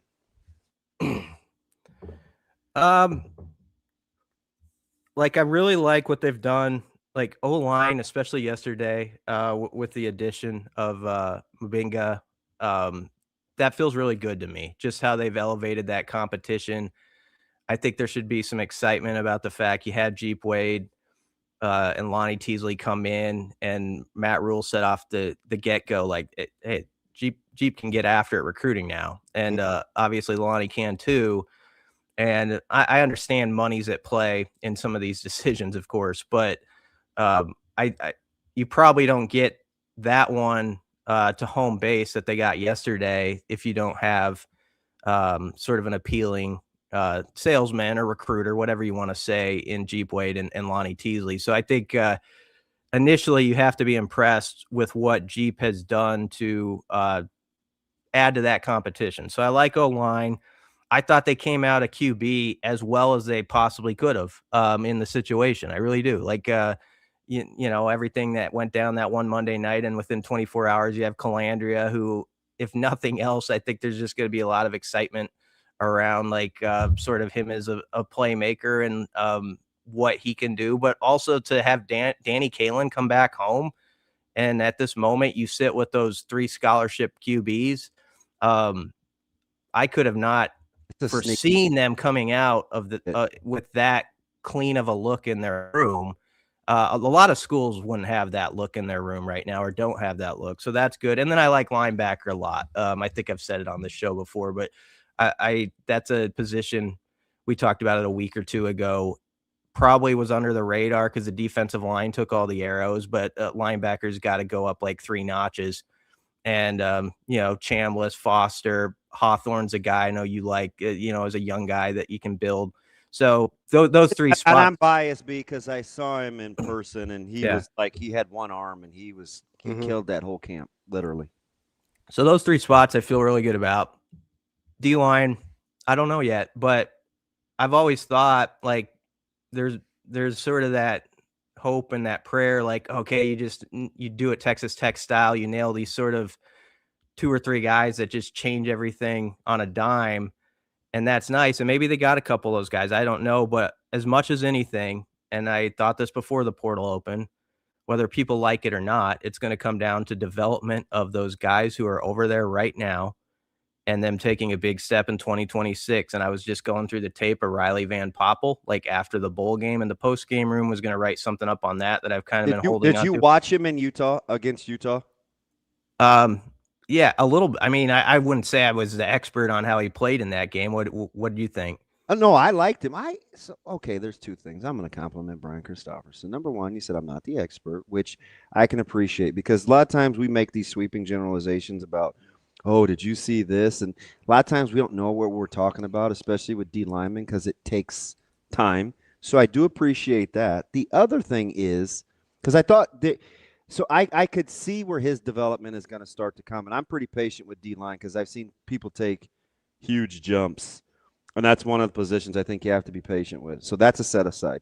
I want to go back to something you said about the offensive line and the additions. And you said something seamlessly, and I just want to know why. You said, I like some of the additions with this person, that person, and what that means for the competition and the development. Mm-hmm. You didn't slate anybody or pencil them in as starters and I thought that was interesting because what we've done so far is we've used getting depth in the portal to bitch about development of our current offensive linemen, right? It's like one of the few fan bases in America that turns a positive into a negative so seamlessly about what's going on in the interior.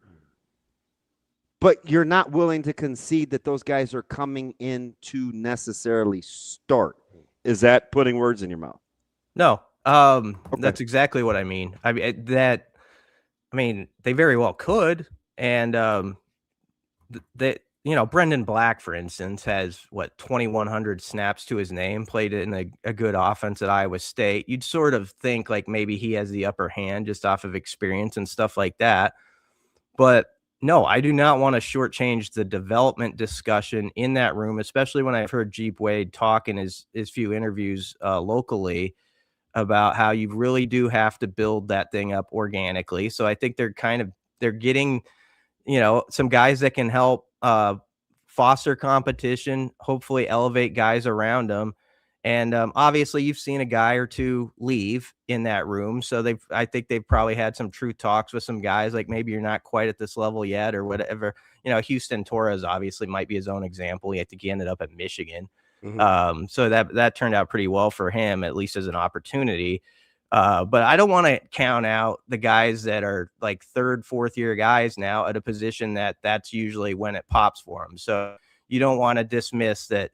A Bricks, a Sledge, whomever. Why do you think we're so comfortable when almost none of us understand O-line play? Why do you think we're so casual in making those indictments? Well, I'll say this in defense of some of those indictments. I think the frustration last year, Damon, was that like when they had a few injuries sort of pile up, there was kind of that hope. And I admit I'm in this crowd. I've said it out loud, so I'll own it, that like you kind of wanted that name. You wanted that guy who was like that, one of those third year type guys to be like, okay, he's going in this week and we're about to see what he's about. Like there was sort of, I think I kind of had that hope there might be somebody you thought was at that point. Now that doesn't mean that those guys aren't close or couldn't turn that final corner here in 26. And a guy who might have been in the running when those injuries happened, based off the comments preseason last year, was actually Gibson Pyle. Because I say that because peers were always his teammates were always talking about him, like he's coming up. And so I think that injury was unfortunate for him because he was a guy that I thought could be interesting there. But I mean, this is a big year for a lot of them, and both D-line and O-line. I do go back to you don't want to use him as just the one example because he's a special example. But Ty Robinson, I always think of this like fans and media like 3 or 4 years into his career would have said he hasn't done it yet. Like he hasn't gotten done what he was supposed to do. That would have been the honest take on him probably until like the last year and a half of his career, which is like a 5th and 6th season of being in college football. That's not a knock on Ty. That was just the way the progress went. And so I always keep that in the back of my mind whenever talking about the trenches. There are definitely guys like that. And Nebraska's going to need a few of them to kind of have that that pathway start to develop here in 26. And they've got new coaching and new eyes on them. And that should excite them about the possibilities there. If I'm coming to you, and I am, I need some help. I need somebody to come to my defense. And so I say, Brian, how would you help me make sense of, let's just say I don't have an opinion one way or another on offensive line development. But I would say to you, I'd give you just the facts. I'd say 3.5 starters got hurt.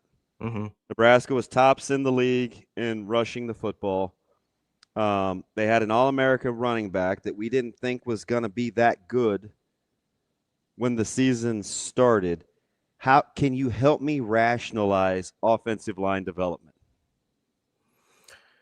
Yeah. Can it still not be good? Yeah.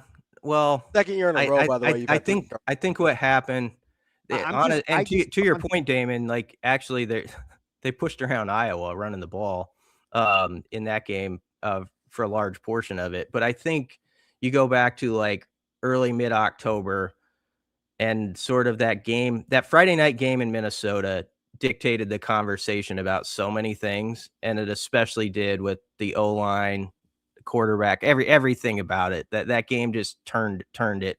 And there's merit to why it did. I mean, that was one of those games against a team you got to get over the top of, and Nebraska, let's just say it, they laid an egg on that one. I mean, it was an embarrassing kind of performance, and I think that kind of stuck with that O-line group. And then that's connected probably to what I was saying is that whether it's fair or not, I think the public perception is when some of those injuries happen, there was that hope that the next guy in line was one of those like second or third year guys that was going to pop in. And this is not to so if it wasn't them, then who was it? I don't know. Well, I mean, Tyler Knack came in and we don't just push him to the side. So I understand your point's well taken. I'm just trying to give the other side of why I think that, the narrative built up about the O-line, and it really goes to that Friday night in Minneapolis, I think. Yeah. I guess I'm not going to die on a hill. I'm just trying to have a rational conversation. Yeah. It's like, how'd we get here then? Yeah. I mean, how'd we get here? Well, I think the thing that's, for the people who want to be optimistic, and I like to take that frame of mind about the program. I think there's juice over there with Jeep and Lonnie right now. I think Jeep Wade's that kind of coach who, I said he's shown to be a good recruiter. I mean, he developed some good O-lines at Georgia Tech, and based off the early feedback from a couple of the interviews we did with the O-linemen, I think they made a really strong impression. So that's my positioning right now. It's like all that stuff, whatever happened. But I think you got to have an open mind about what Jeep can try to get done with that group. You got to have an open mind about what Rob Orich can bring to a defense, and how simple, fast, violent, I know, is the mantra, and like how they can build that up within guys, and what it can look like. He did turn around a couple defenses where he's been. I know there's going to be questions about whether he can do it in this conference against this schedule. All that stuff is going to go with it. But I have a very open mind about all those guys and giving them a chance to do their work now. BC, as we kind of flip to the other side of the line and the defensive line transfer portal additions, and I'm going to include Andy Burburia in that one as well, even though it's JUCO, whatever, same. I don't know. I'm counting it. His coach sure likes him.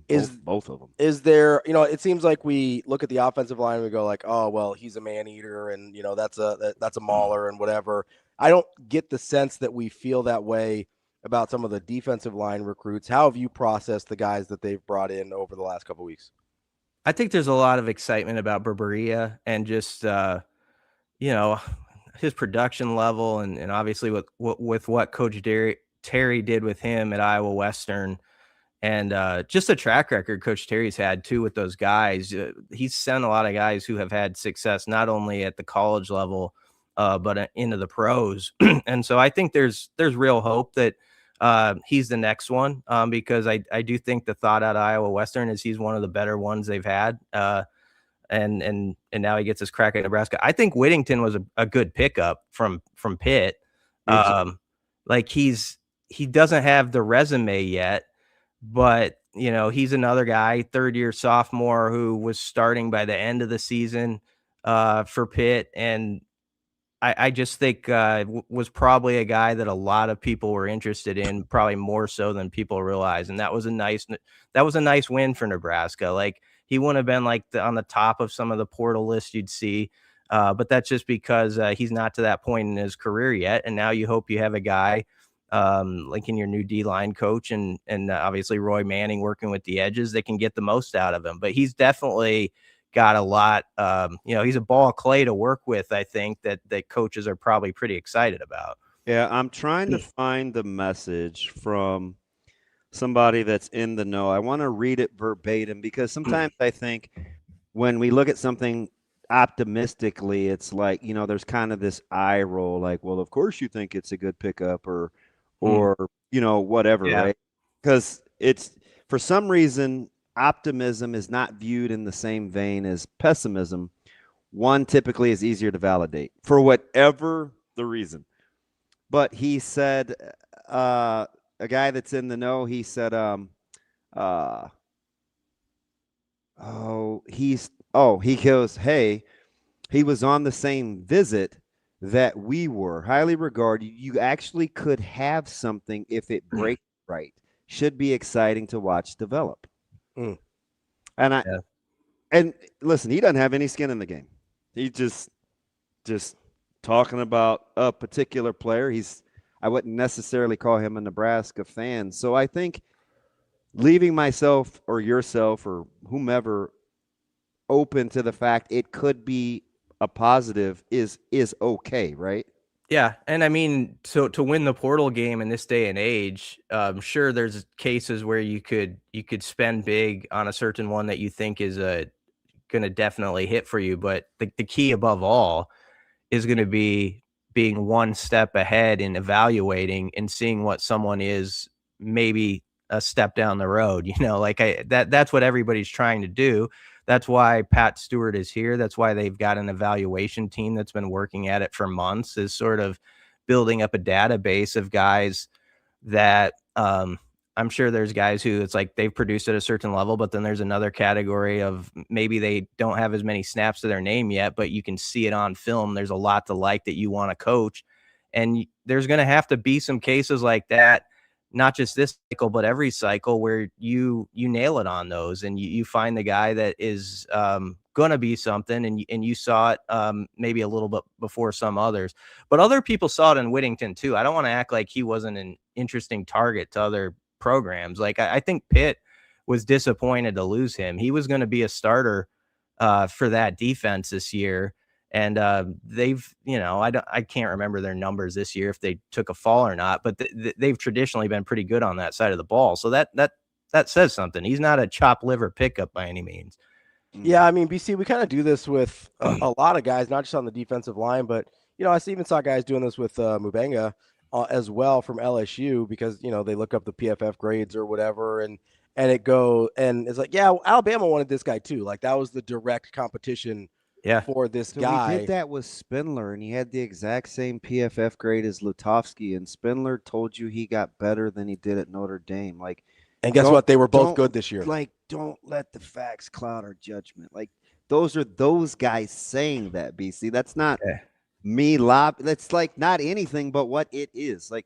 Spindler and Lutovsky had almost the exact same PFF grade before Spindler got here.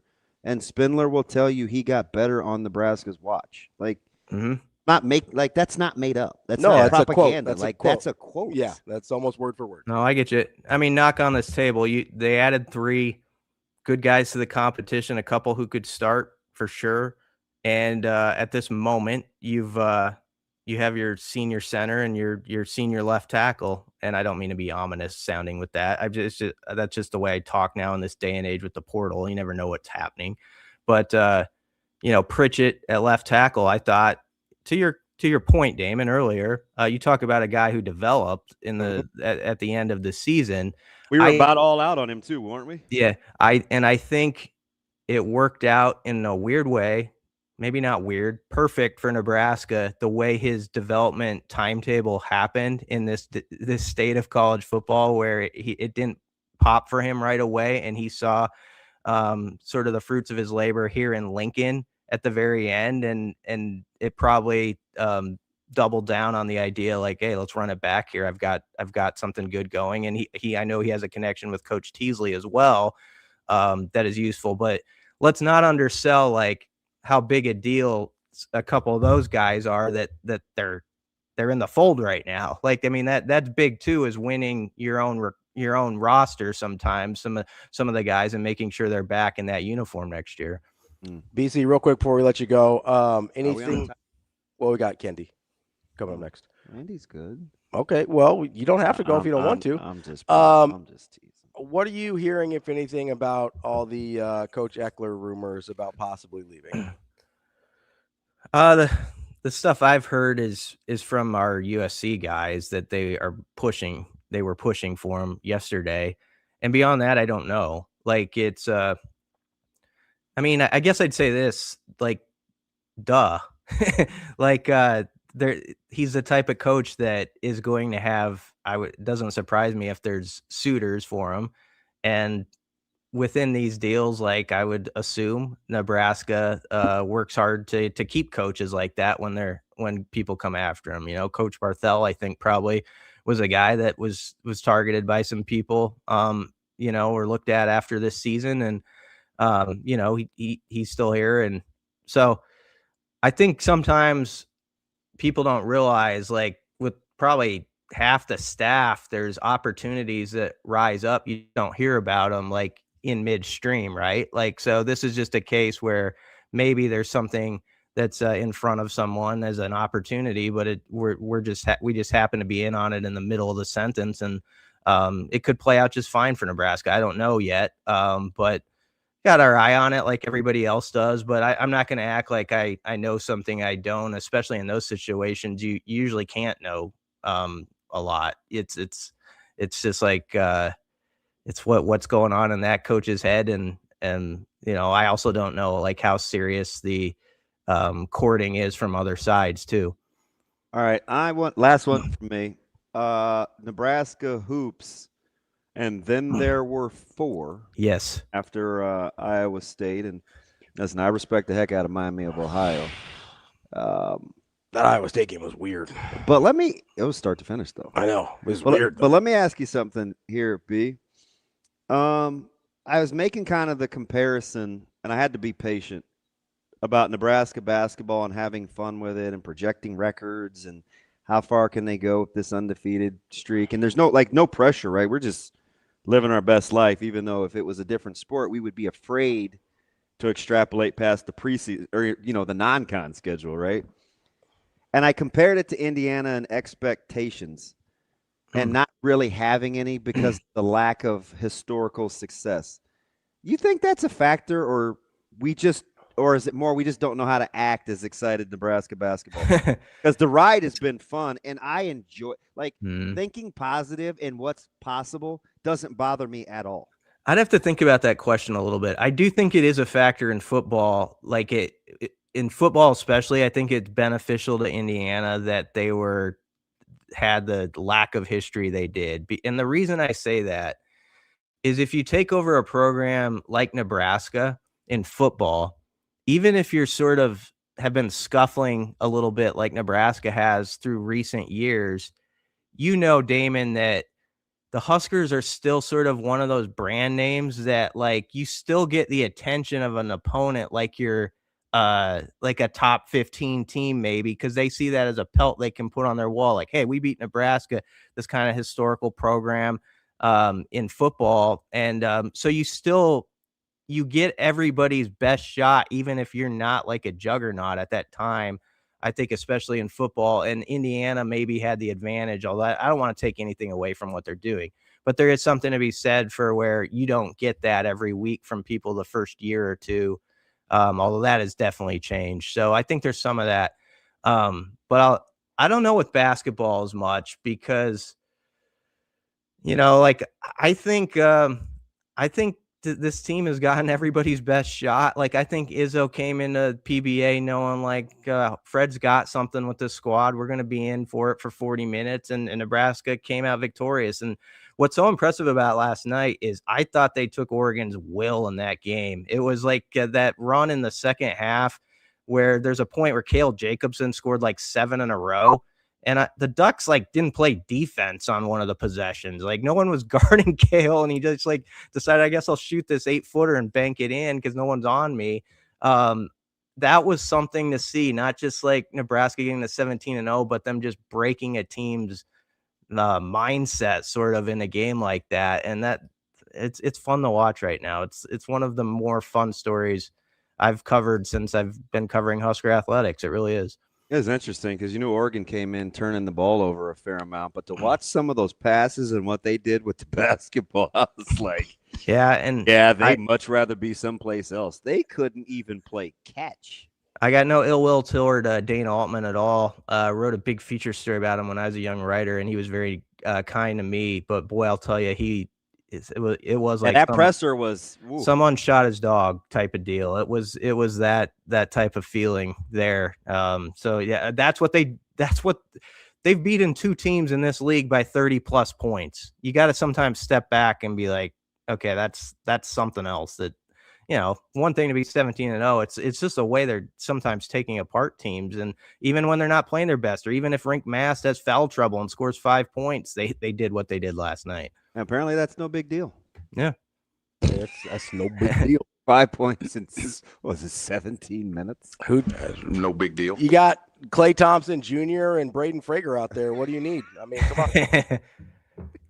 All right, B, man. It's always a treat. Yep. It's always fun being on with you guys. Thanks a lot. Buddy. That's Brian Christopherson, Husker 24/7. Let's take a real quick break here, Shane, and then we will get to Andy AK for Channel 7 from KETV coming up next. That's CBM Ravi Lulla. It's Hurrdat Sports Live. Absolutely. Almost 60 degrees on first day of practice, mid-January. Pretty fortunate to have this place out here. Our field's kind of still a little bit, the dirt's not quite ready yet, so be able to get out here, move around, see the ball in the air for the outfielders, and it's obviously a great day to get started.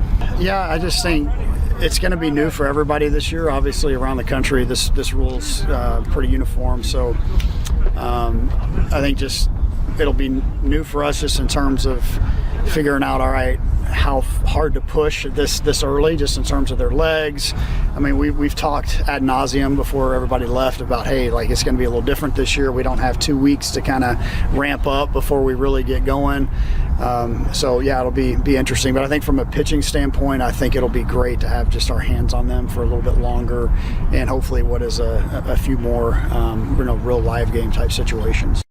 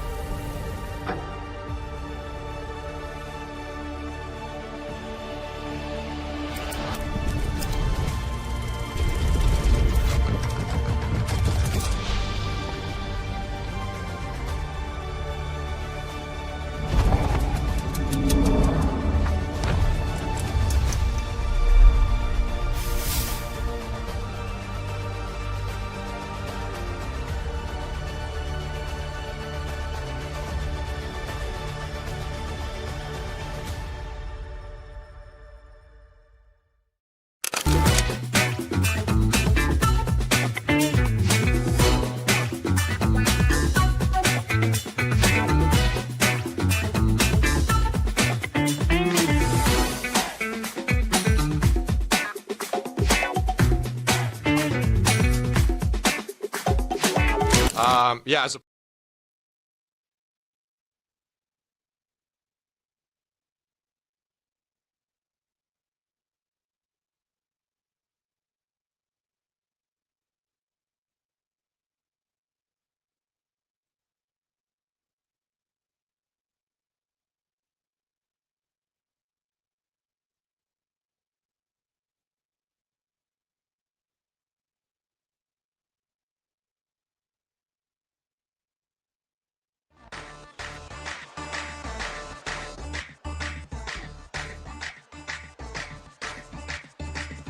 You're listening to Hurrdat Sports Live. was good. And when you have Andy on next week, Andy KENDEIGH, yeah, you'll have to ask him about our little, okay, I'll share it. We'll go there. We're secure. We're men. He and I went halvies on a meal, and it was the smartest. What? We got shamed by everybody at our table. Wait. And I don't have any regrets about it. Okay. Welcome back, Hurrdat Sports Live. That's DBM Ravi Lulla here at Hurrdat Sports Bar and Grill. We are joined now by the meal sharer himself, Andy KENDEIGH from KETV. What's up, AK? How we doing? I've got zero regrets being called out by Kevin Sue. New Year's Eve in Vegas. It's all right. It's all good. It's all good. Can I just say something, though? And you know I'm kind of a baby. We've eaten. I've probably eaten with you more than almost anybody in the media. Out. Yeah. True. At no point would you have thought to say, hey, the closest we got was maybe that place in Minnesota. And I think was it the cheese? It was something in the appetizer. I mean, appetizers don't even count. But that shouldn't count. Yeah, you're supposed to share those. Like you just were feeling pretty secure in the moment, or what were we doing, AK? Thing. Like we were both feeling pizza or flatbread or whatever the hell they called it. we knew that we needed it. It was a 2-person job. The deal is, with these expense reports, you got to be strategic, and there's nothing more strategic than going on an expense report than having a pizza, right? I mean, it fills you up. It's pretty cheap, right? Oh, man. So Kevin and I looked at each other like, you want to split? You want to have these? We're like, absolutely. Happy New Year. There we go. Good on you. Listen, because I already know how the alcohol on the expense reports goes. That had to be a separate deal, right? You only have so much capacity. Absolutely. There's 2 credit cards, baby. 2 credit cards. And occasionally you bring your own. So that's what you do, especially after the game is over with. Like it's, finally time to exhale. And that was a night that, we finally got to enjoy Vegas. That was fun. It was one of his funnier segments because Suits gives zero cares, right? He's just he's living his best life. Yeah. I was in tears. Well, yeah, that's a good one. I didn't, what? And here's the thing: we've talked since then. He didn't even mention it. Well, he knows we're a bunch of yahoos. He probably forgot about it. I wasn't gonna let you live it down. Oh, of course not. That's good. That's a great deal, man. In fact, expense report just approved, so we're all good. We're in the clear. So it's all good. And listen, and you know, because you've eaten with me. I'm not gonna sit here and act like it doesn't take me 15 or 20 minutes to decipher a menu. So that's why I study ahead of time, because it's embarrassing if I get caught off guard. It may take me a half hour to order. Andy, when we went to Indy for Big Ten Media Days last year. Let's hear it. So DB's like sending menus out to everybody. Like he's sending links to people. He's like, hey, where do we want to go? We figure out the whole thing. We land on a spot. Which the food was good. The spot was sketchy. Yeah, it's terrifying. It was not a place that it felt like a lot of motorcycles and And I'm listening. I got a good friend. He listens to the show who rides a motorcycle with long hair and a tattoo. Different. This guy plays in a band. These guys were in a gang. I was terrified. Didn't seem like we were in the best part of Indianapolis. Let's just put it that way.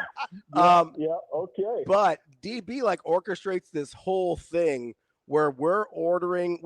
There's 4 of us. I think we ordered 6 different plates and just all did sort of family style. Yeah. And it was honestly, it was nice because you got to try a little bit of everything. So no shame on your sharing. Yeah. Also, pizzas don't count. You have to share pizzas. That's that doesn't count at all. That's like an appetizer. Right. So no shame at all. Listen, you do you get all the best food you can get, and don't let DB give you a hard time because he's orchestrating this whole thing so that he can try every single thing that he wants to. Yeah, without having to order 8 different things himself. AK and Ravi here for Buca de Beppo. Sure, go ahead. Family style. That's an old school pull, man. Yeah, it is old school, the Buca. And granted, you guys just stand in line on abusing us because we were at our table. Listen to this table on New Year's Eve. It was me and Suits, and then Shammert and Lauren Michelson, Amy Just, and Nico. photographer from Omaha World Herald, and it was a fun bunch for a table. So and here, I'm gonna call him out. He's secure. So next time you have Ben Smith on the thing, Ben was like, you know what, I'm gonna pass on the big dinner. I'm gonna go across the street and get White Castle. Nice. Hey, so full disclosure. So, no shame in White Castle. listen, full disclosure. AK. Yeah, it was okay. Yeah, AK, I got you. we're in the Tree of Trust. Last time we were in Indy, it's about 3:57 a.m. and your boy got breakfast sliders from White Castle at the hotel. Oh. Zero. They were horrible. Yeah. And I don't know how you make like the processing that has to go into making a 1-inch by 1-inch square sausage patty was horrifying. I know, right? I'm like, what press did they get these out of? What? I guess the same ones as they buns- do the circles, but Yeah, the buns are the same, right? The buns are the same. Listen, and I got a ham one too, and they put mayo on it with the egg and cheese, and I missed it. And I was like, I always make fun of this brand, but shout out Carl Budding, the real cheap. Yeah. It was. I'm a big fan. Yeah. So Shane, you two cheapos. yeah, exactly. I grew up with it.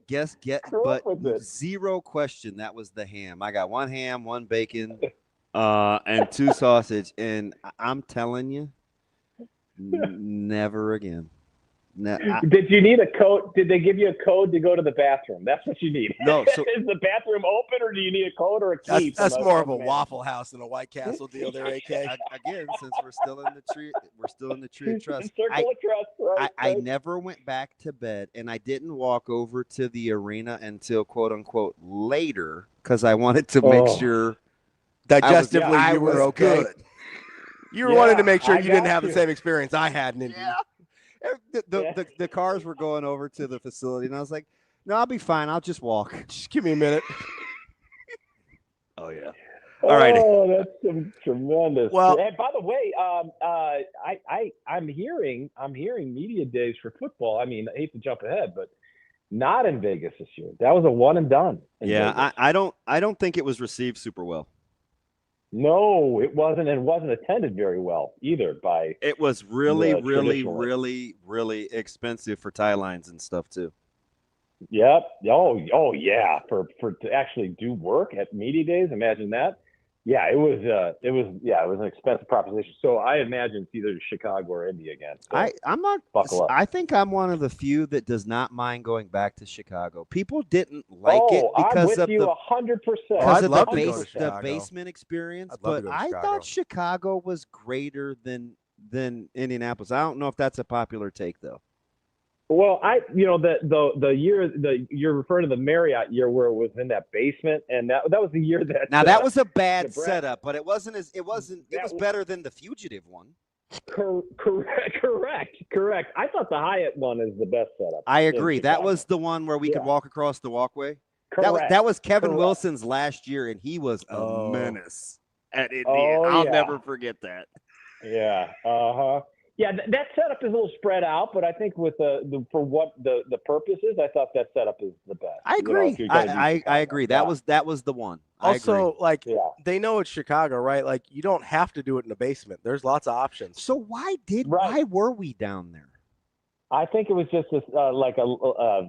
just availability and where they could squeeze everybody in. And remember, that was the infamous 6-win year. Yeah. Yes. You got to get to 6. Yeah. And that was also the year Nebraska had to make an emergency or unscheduled landing in Gary, if I'm not mistaken, and had to bus over and then they had to switch the order. I think Lovie Smith had to go before Coach Frost because Frost was supposed to bat leadoff, as he likes to do, just get in and out. And they had to make some unscheduled landing in Gary, Indiana, because of their plane or something. So Hyatt, Hyatt was Riley, right? Because I remember he had this sharp gray. Yep. Yeah. Okay. I got it. I got it. Yeah. And also the Hyatt also was back in the day. I'm sure we're boring people with the it's a media day, but it's all good. Yeah. Those were back in the days where they would the coaches too would have to sit down and be held captive for like an hour and a half with local media and have to sit at a table. And those were great because you could really kind of BS with the coach and ask really what you wanted, and people would kind of, blend in and out and jump to different tables. I thought that setup was awesome, but the coaches hated it because they were held captive. That was probably the most talkative and man-to-man discussions you could get with Bo, because it was so informal. You know what I mean? With Bo, I mean, he would just have his cup of coffee and just. Do you remember the infamous zipper busting bit for Bo? He had just broken his zipper. Yeah, oh yeah. Oh, he did. Oh yeah. I did not know that. Yeah, that joker broke in the bathroom. And I know Keith Mann and those guys were pooping a brick, but anyway. I do remember the day. We're like, where's Coach Pelini? I think his zipper broke. I do remember when I finally tracked Keith that set up a one-on-one with Bo. He says, you got 3 minutes. He's got to use the restroom first. And I said, oh, Coach, yeah. I go, it's right here. I go, but it's a oneer. And he goes, a oneer? And I go, yeah, it's a oneer. It's just one toilet. And he goes, oneer. And then he walked in. He had never heard the phrase, a oneer. AK, there you go. DB was mentioning White Castle and never again. I'm wondering if you've allowed yourself with Nebraska basketball to wonder when, if ever again, they're going to take a loss. Have you allowed yourself to kind of entertain 20-0 going into Michigan? Oh, you're free to go there. Everybody else does. Have fun with it. I'm waiting for them. Maybe I'm just, I don't know. Maybe I thought last night was going to be a little more challenging than it was. And it was for the first, 18 minutes or 17 minutes. I thought that was going to carry out through the game. But, man, it's just their tendency to just wear you down and break down other teams. And then they just overload you with their balance. It's a different guy stepping up every night. And, think about, Jamarcus Lewis scores 27, the other day against Indiana, and he had 5 last night. Rink Mass plays 17 minutes, and they win by, 35 points. I guess I'm looking at their schedule before you get to Michigan, at Northwestern, at home against Washington, which at home court is, I think, second to none. And then the one that's sneaky scary to me is at Minnesota. Minnesota got beat at the buzzer last night. If you haven't seen it, unbelievable finish to that one. Yeah. And that's going to be and that's always a tough place to play for whatever reason. It's just will they turn the lights on in there? I know it's dark, it's dingy. You're playing on a platform, basically on a raised floor. It's an 11 a.m. start. That's the one that I'm like, if you can get, obviously that's the last one before Michigan, but yeah, I think anything's possible now. I mean, I saw maybe it was post game last night where they actually had Nebraska slated as a 1 seed. And I'm like, oh my goodness, this is something I haven't seen before. So shoot, guys, this is where I'm like, just enjoy it. These long suffering Nebraska basketball fans who've been through the ringer over the years, man, this is something else. And we may never see something like this ever again because of what they've been doing. Oh, don't you start lamenting already. You're too young for that. I'm telling you, DB, come on now. When we start going back and say, wait, when was the last time they've done this? And when was the last time they've done this? And if you go back and if you can find a place that the last time they've done this was before me and you were alive, DB, that's saying something, right? So and we've been doing that a lot lately. Okay, let me just put it this way, AK, because I understand what you mean on the sense of okay, are they in our lifetimes, are they going to start 17-0 again? Okay, maybe not. But I also remember, I know Nebraska basketball fans are going to hate this, but this is the comparison that I have.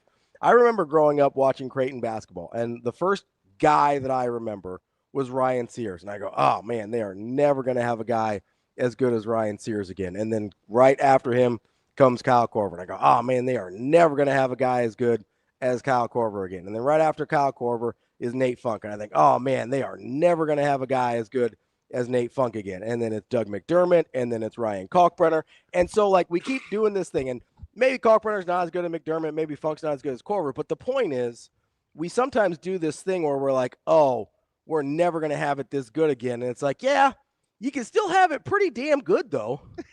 Oh, Oh, no doubt. I agree with that. Oh, don't 100%. let Mr. Pragmatic linear dude steal your thunder, AK. Listen to this. 17-0, man. 17-0. Like what? 21 wins in a row. Is that where they're at now? Yeah. 21 in a row.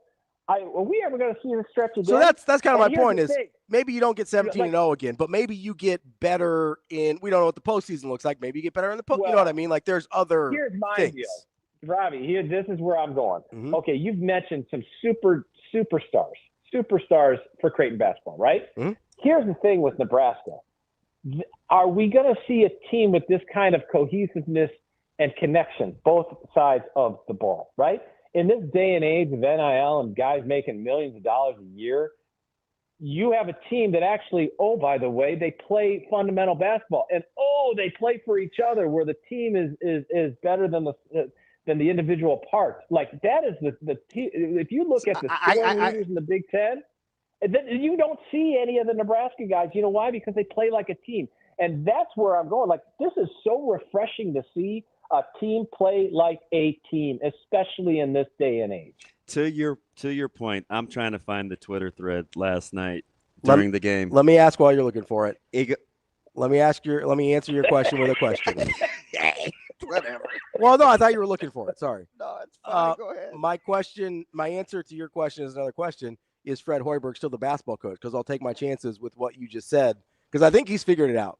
I think he's figured out what he wants, what types of players he needs in order to get that. And maybe it might look a little different, but I don't think you're going to just lose all the connectivity, because I think there's way more Hoiberg fingerprints on this team than maybe we give it credit for. That I agree 100%. And I love to see his delivery. He's so good in these pressers. Because he's a pro, right? I mean, he knows it, he gets it. And here's the thing, guys, like he's a great evaluator of talent, but not just an evaluator of talent, the talent that he knows he needs in his system. And that is what he's learned over the years. And the fact that he's evolved to what kind of coach he is now, where they're this gritty, scrappy, defense is just important as the offense deal.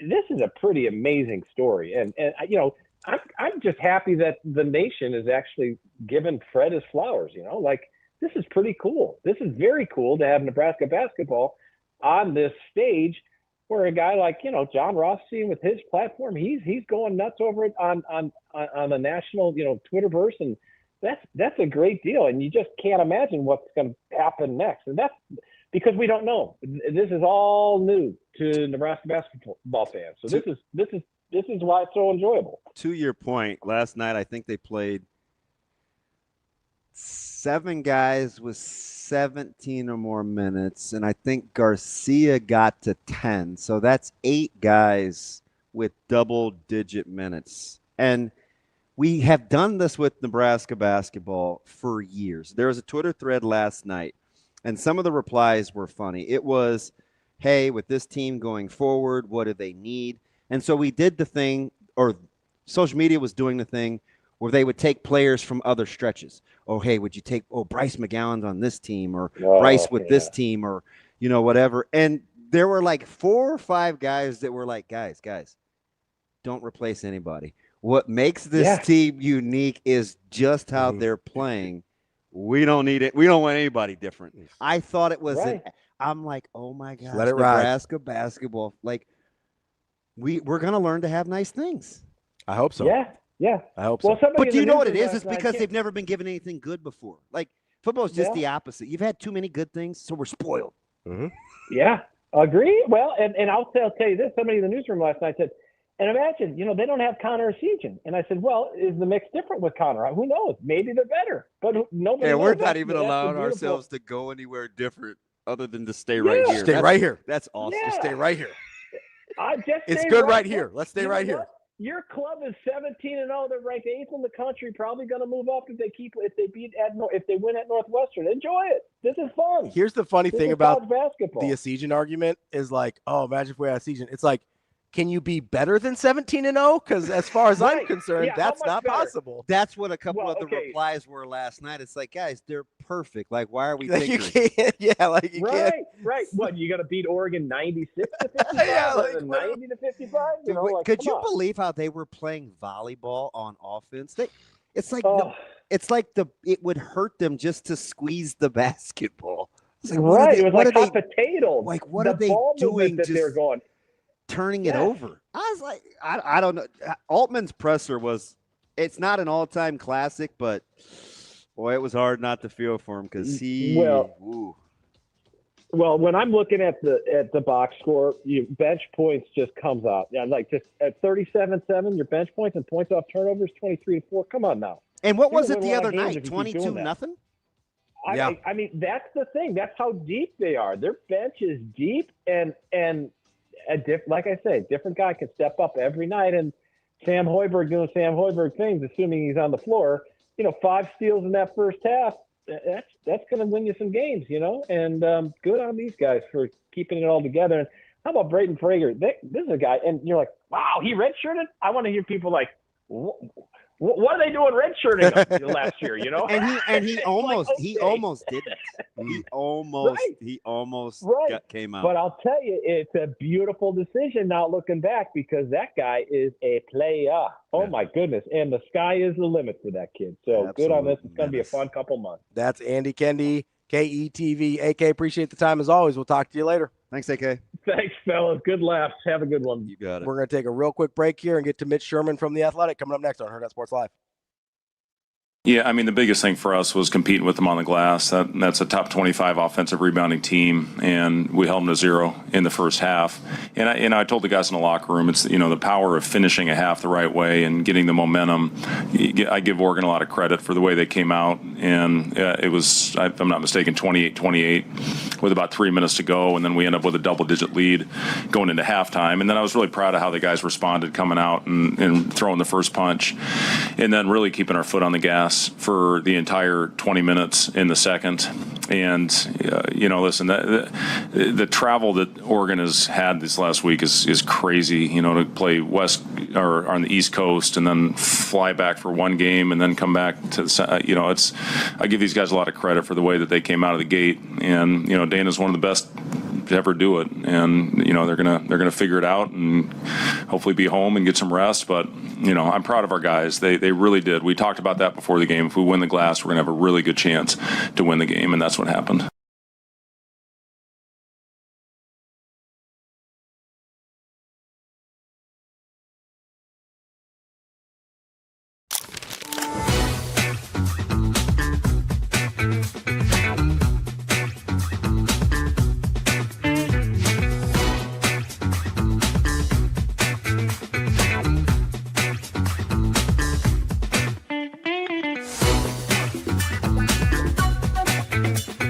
Oh, it helps.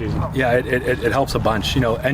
Any extra time that you can get, especially with the guys, kind of getting acclimated coming back from winter break to just get in the flow of things, it makes a world of a difference, especially stepping into that first series in Arizona. It's been great, like Nebraska will always hold a special place in my heart. My grandparents live in Omaha. I have relatives all over the state, so getting to come back and, be close to them and be close to family, it means the world to me. I would say, like, one of the strengths is, like, the culture. I've been a part of some really good baseball teams, but I've never been a part of a group this tightly knit, and getting to experience what that is and what it means to be a Husker, it's been tremendous.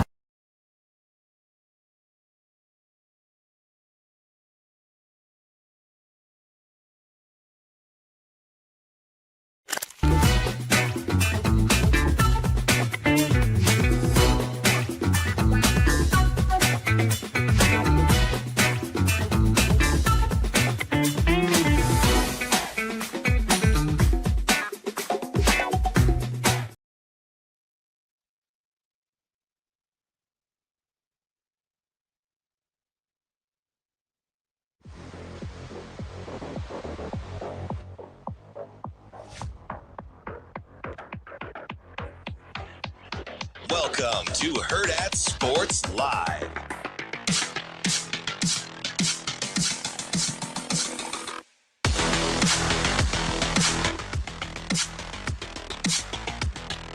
Welcome back, Hurrdat Sports Live, presented by Next Gen Male Medical. That's DB. I'm Ravi Lulla here at Hurrdat Sports Bar and Grill. We are joined now by Mitch Sherman from the Athletic. Mitch, I see we're rocking some Royals gear this morning. How we doing? Yeah, I'm going old school Royals, 2015 World Series champions. So, we still have to live in that moment, but big things coming for the Royals in 2026. I know this is what you guys wanted to talk about, but they're moving the fences in at Kauffman Stadium. And I saw that. 10 feet, right? I saw that. Something like that, yeah. So Bobby Witt and Vinny Pasquantino can hit some more home runs. Lazy pop fly. Be careful what you wish for. It's lefty yard. So it's not going to be fun sending you pictures from Kauffman Stadium because you're going to be like, just like last year. Yeah, I've been here 1,000 times. I don't know why you're sending me these pictures, DB. Cool story, but I know the fences have been moved in. I will do that. I will.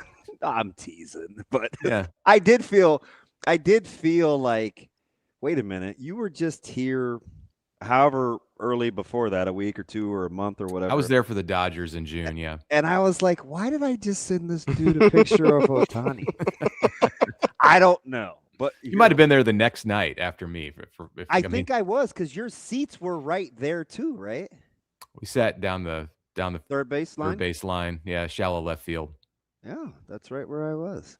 Anyway, you guys got out to a 2-0 lead on us, and I was like, this might be the worst trip ever. It already started with rain, and I'm like 2 hours. Doesn't matter. You're going to win the World Series, so again. What happens? No, I mean last year when we're reviewing the thoughts of last year, it's like, hey, it's just June. This is small potatoes when you know what's going to happen in October and into November.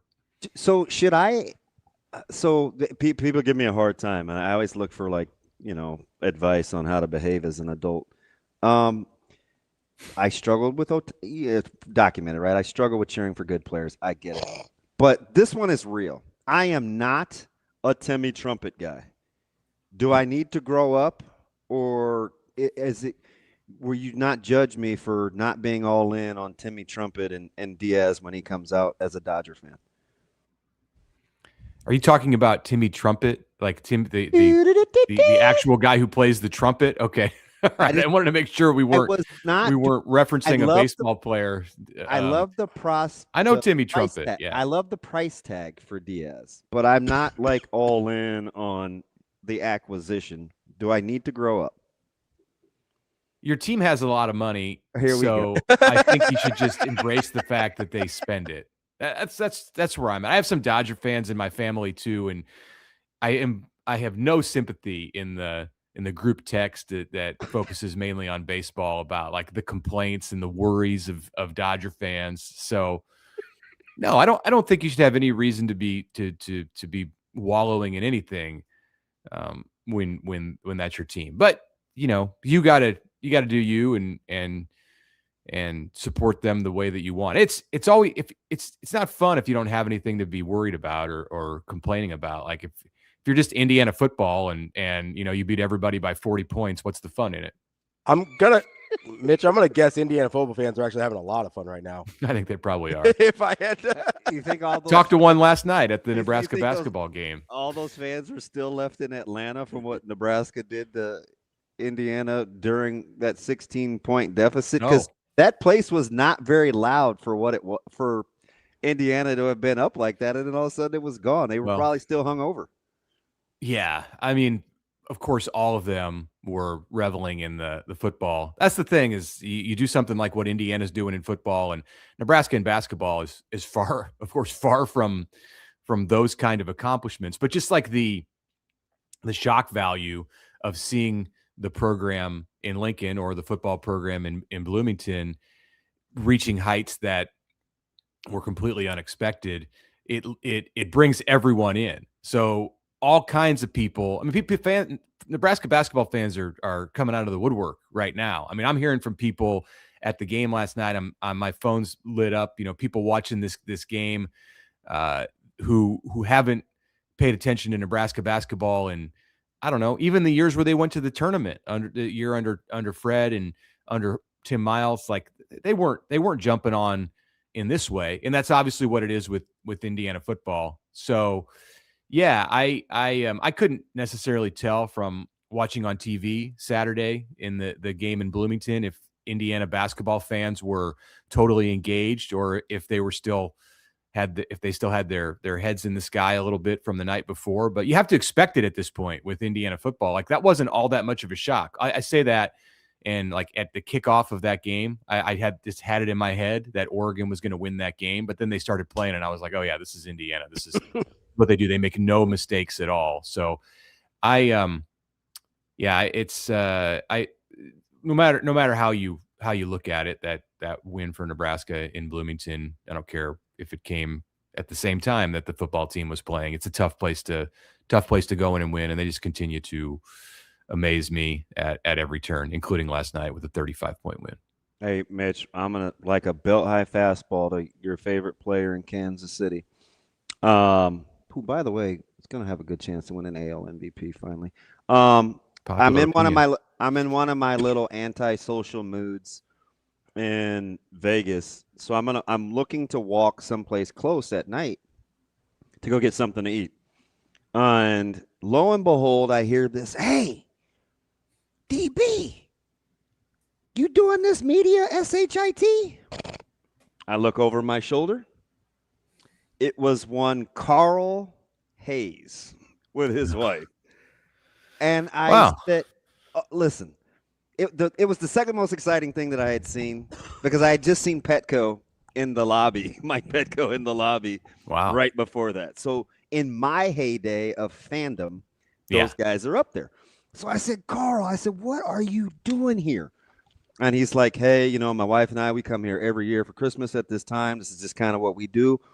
And to listen to him wax poetic about the current state of Nebraska basketball when they had been the benchmark themselves was like the coolest thing for me ever, Mitch. And I'm just telling you, like, the fandom and out of the woodworks and stuff, you're spot on, because even he, who was part of that mythical stretch, didn't know what to do with what they're doing right now. And that was 5 games ago. They weren't 17-0. Yeah. They were just kind of doing their thing. But even he was like elated. It was fantastic to hear him talk about it.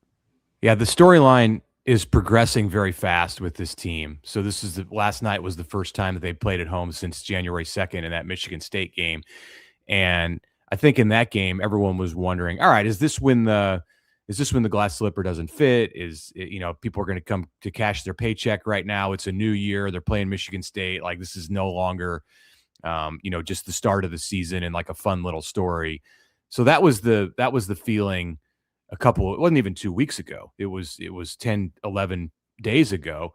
And they come home last night after the 2 wins on the road. And it's like, all right, you're in a completely different place. Like the roof was ready to come off of PBA last night with the students back in and the band back in, and Nebraska at 16-0 and in number 8 in a way that was I wasn't there on January 2nd, but just in kind of observing and hearing about that in a totally different kind of way. Like, last night felt at that arena unlike anything that I can remember, certainly in that arena. Now, there may have been some days, and I was around for some of this in even the Big 8, but in the Big 12 at Devaney, where Nebraska was playing really, really good basketball and the confidence was sky high, but it was still different last night. Like, and that the players, they feed off of that. It's great to see guys like Carl Hayes. And I don't know Carl, but like, I know the name and I remember when he played, and I know the teams that he was on. And I was listening to some of the Indiana game on the radio on Saturday. I'm not sure how I did that. Maybe it was the pregame show or whatever, because I watched it on TV, but I believe this is where I heard it. Yep. They were interviewing Brian Carr. I think it was at halftime of that game. I ran out to get some lunch at halftime of that game with my 15-year-old who needs to eat every meal at I won't even give him free advertising, but and they were interviewing Brian Carr, Kent and Jeff Smith, who lives in Indiana or is a native of Indiana. Mm-hmm. And it was the same kind of thing, like in his voice that I'm sure you heard in Carl Hayes' voice, where he played in the late 80s and is just like in euphoria land to be watching a Nebraska basketball team that is executing it the way those Huskers were. And they were losing at halftime of that game. And still he was like, I got all the confidence in the world. I've seen these guys do this. They're going to come back and win. And sure enough, they did. It just was so, I mean, I like kind of the older guys, and he was just leaving as I was just coming, and just his excitement. And it was just cool, Mitch, because without a lot of history, they don't suffer from the compare and contrast. The remember when, the we did it like this. There's no pressure, right? It's just, it's fun. And free. It's free. That's a good point. Right? So there's this part of me that's like, oh man, that'd be pretty cool. These will be the guys who have reunions. Now we're getting ahead of ourselves. They got to do something in March. But these will be the guys who have a 10-year reunion in 2035, 36, and are the ones that put the pressure on the players down the road then. It's like, how come you guys didn't do it like we did it? We were a great team, and we just kicked everyone's butt. We didn't care. Great. Our practices were harder than the games. That's all we need. All right there. But you nailed it, right? But we joke, but there is something to it, right? And I give Indiana as the comp. The methodology for Cignetti is fantastic. The discipline, fantastic. All of that is great. But there is something to being free to do what you do without any preconceived comps. Yeah, I wrote about that last week and just how they're not bothered by not just the fact that they don't have history. Well, they do have history, but that they don't have championship history that's breathing down their neck. They're also not bothered by the fact that this team has never won an NCAA tournament game. You remember Tim Miles and in the team that I believe it was his second year, the team that second or third year that he took in 2014 to the dance. And as the season that was the no-sit Sunday. And as the season was ending, and there were a lot of questions for him about whether it would be the team, might even been early in the season, whether that could be the team that would break through. And they were on a 16-year drought at that point, hadn't been to the tournament since Tyronn Lue left school. And Tim was bothered by it. He said he wasn't, but he was, he got very animated. And I guess you could say that he got animated about anything, but that's don't put this crap on me quote, isn't it? Yes. He was like, that's not on me. That's not us. That's so, that's not, Fred would not answer that question that way. Fred would just say, we need to have a good practice tomorrow. And he would mean it. Oh. So that's great for this team. And all that said, like one of the things about the comparison between Indiana football and Nebraska basketball that doesn't really mesh for me is when Cignetti came in and, he was like, Google me. We're going to be beating Ohio State and Michigan next year. And everyone was like, oh my gosh, this guy needs to get a clue. Google me. Certainly that is not Fred.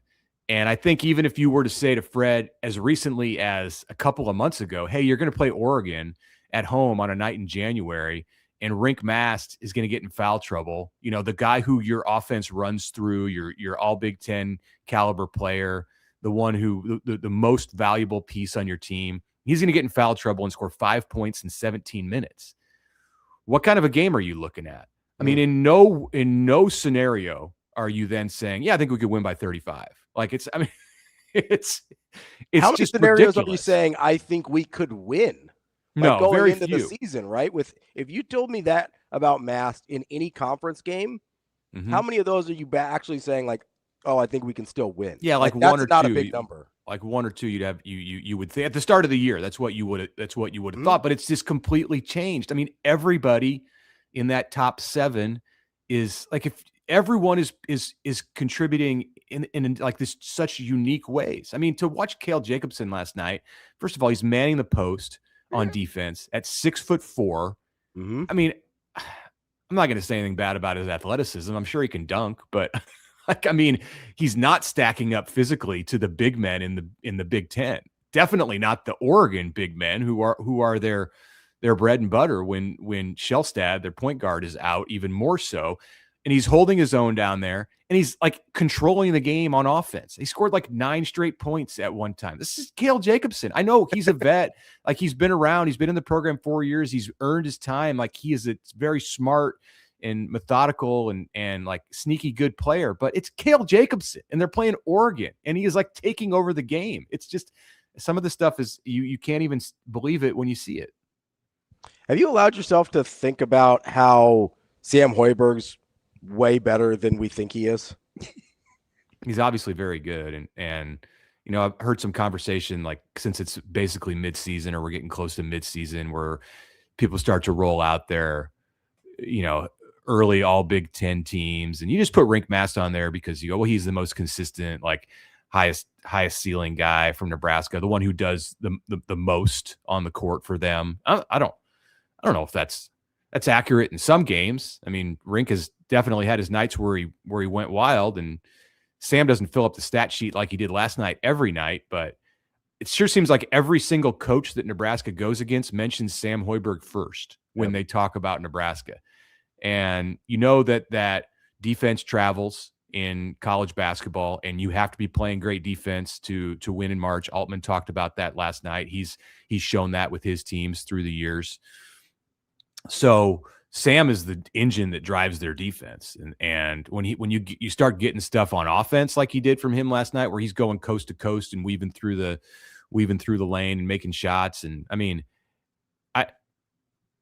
he's not going to be a first team all Big Ten just because he's not. But I mean, if you're talking about like value to the team, and he might be second team all Big Ten, he's going to be all Big Ten defense, the defensive team. It's yeah, he's very good. And like as close as any player that I can remember, and this goes across multiple sports, probably as close as any player that I can remember in a long time who is maximizing what he has to give. Like Sam's at like in the 90 percentile or above when you say like, what is the best that this player could be? And then you see what he's doing. He's pretty much there.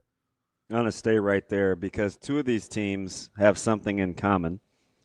Michigan State's won 3 in a row. Don't blink, but Illinois has won 5 in a row. They're both of those teams' last loss was to Nebraska. The other thing is there's Michigan and Purdue. Yeah. When you look at the top 5 in the Big Ten Conference, how soon or what do you need to see before you say blank team is the best in the Big Ten? Well, I would have said Michigan before Saturday. And every team is allowed to even have, with Penn State? Yeah, I know. Played a close game on the road at Penn State. Michigan, when the Wolverines are playing at their best, I'm confident is the best team in the Big Ten and one of the best 2 or 3 in the country, maybe the best in the country. So, but that doesn't mean they're going to play that way every night. And Nebraska's been more consistent than Michigan because it's not just the loss to Wisconsin. Michigan did have that Penn State game. It has had some other games that have been very close. And I suppose you could say that about Nebraska too, and look at some of the first halves that Nebraska has played against low-level teams at home this year, and you know, say, hey, they needed a 16-point comeback against Indiana and had a big comeback at a neutral site against Oklahoma. So it's not been all consistency for Nebraska, but hey, they've won the games and they've played the most consistent, probably in crunch time, of any team in the Big Ten. I don't even know that question has to be answered at the end of the year. Like, all of those teams are going to be seeded fairly high going into March, and Nebraska right now is 2-0 against that bunch, and it has another one against Illinois and another one against Purdue at home.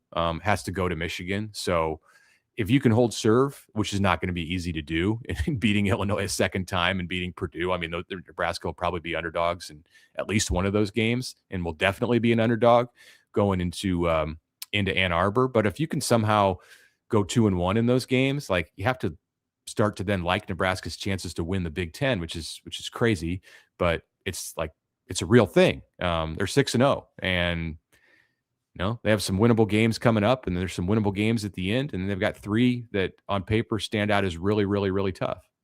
Let me ask you about the portal. you've covered this a while. Well, college sports forever, but the portal relatively new over the last handful of years.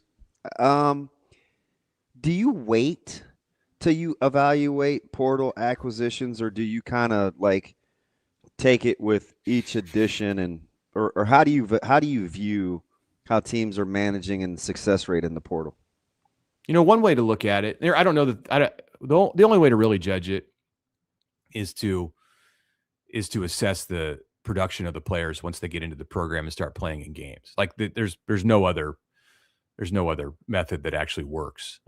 You apply this to basketball and say like, hey, look at Kentucky and they spent, I don't know, 10 million, whatever the number is, 15 million on their roster, and they're not producing. So it's not all about how much money you spend. It's not all about the accomplishments of the players who are coming into your program.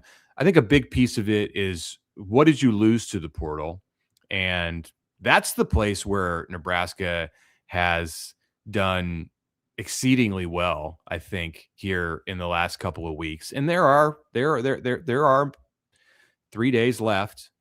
So things can change on a dime, as we've seen in this part of the sport. So Nebraska may still lose some key pieces to the portal, but it's been less damaging than what I would have thought at this point going in. The other thing you can look at, and this is just like to get an early gauge, not so much to gauge it when they're done. Where are the players coming from that you have picked up in comparison to the players who have left your program and where they're going? And I had like a partial list that I started working on the other day, and where the Nebraska players who transferred out have gone to. And it's Tulsa, Rice, Wyoming, Fresno State. I believe there have been some others that have jumped on since then. I might be missing a Power 4 school. And then coming in, you have UCLA, Iowa State, San Diego State, South Carolina, UNLV, Oregon State, Virginia, and you add LSU to that list yesterday. South Carolina. South Carolina with Babalade. Babalade. Do we know how to pronounce that? Is that right? Babalade? Yeah, that's right. I tweeted out the pronunciation key because I was mortified at what was happening with how people were saying. Good. My producer still says Beyblade, so we're baby steps here, Mitch. So and then you got him on the offensive side and Berberia on the defensive side. So I think I know that one and got that correct. Anyway, the profile of the program that Nebraska is getting players from is higher than the profile of players that Nebraska is sending players to. So that's one like unscientific way to gauge it. And I don't know if I don't know if Nebraska did as well in that area a year ago. It did fine. I mean, you had offensive line transfers from Alabama and Notre Dame, but it seemed to be. And Kynan Torres goes to Michigan. Yeah, Michigan. Right. Yes, there's a Michigan on the outward. The outward training. Yeah, and that's that was an eye opener for sure. Which one? Houston, Kynan Torres going to Michigan. I liked him. I liked him too. He's his body type. He changed a ton. I liked him a lot, Mitch. That's one that when you see that happen in like Ernest Hausman a few years ago, when you see a player leave and land at Michigan, that's when and I think we knew it with Hausman. Like people did not want to see him leave.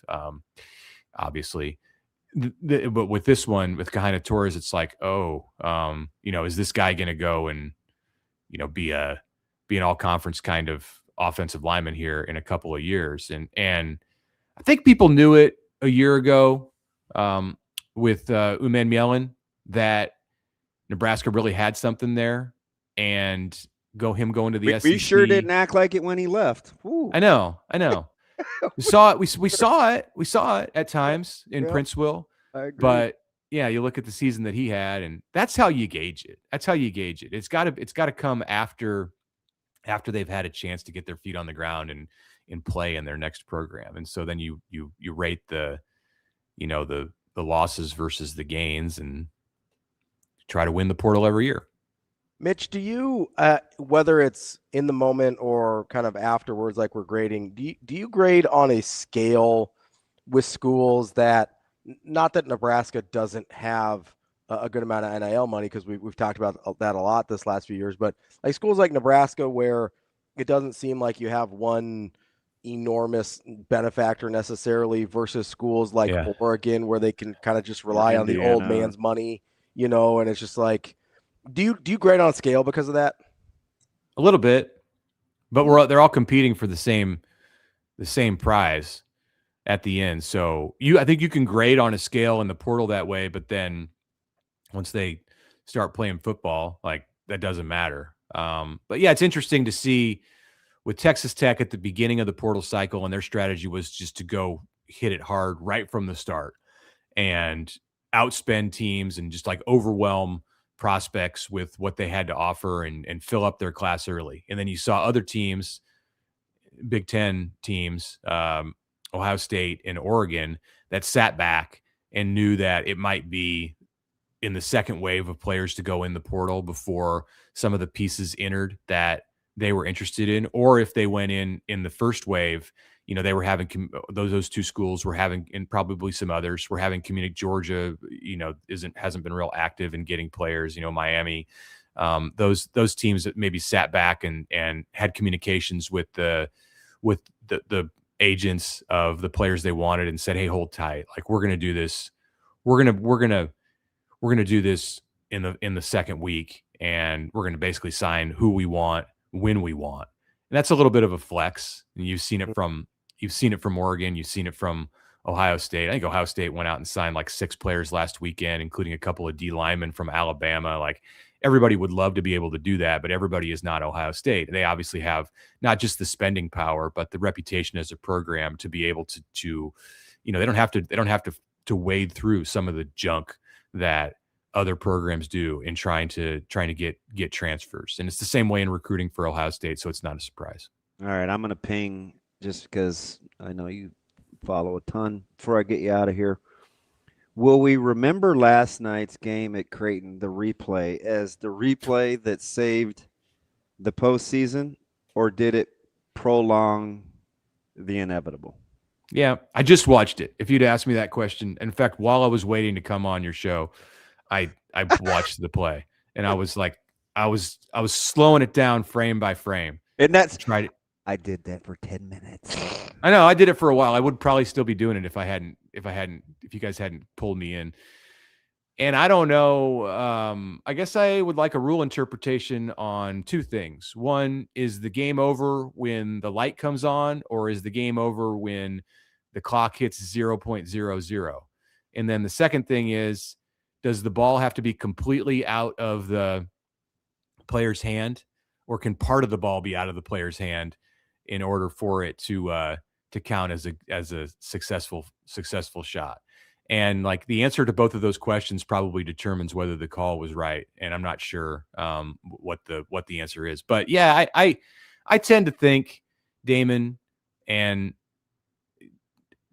totally, Greg McDermott, like, he's a legend. In no way am I like talking down to what Creighton has this year. And it's been impressive to watch them bounce back, because obviously this isn't the way that they intended for their season to go, or envisioned that their season would go. And like, losing McAndrew, and then you start to get Hudson Greer into form, and then he gets injured. Like, Owen Freeman just hasn't been what Creighton wanted. So a lot of credit to them for even being alive right now. But I kind of think, the way that game ended at Seton Hall, like the way the game went against St. John's the other day, I think it's delaying the inevitable. Like, I don't think this is going to, it's not going to be a tournament team. I don't think. Like, if it is, you talk about, and that's kind of gutsy, because it's easier to play the percentages of what historically happens with Coach Mack. I know, but I just don't see it with this team. Like, if McAndrew had stayed healthy, like, maybe they would have that spark and they'd be able to go to another level. And they definitely like had new life when Big East play started.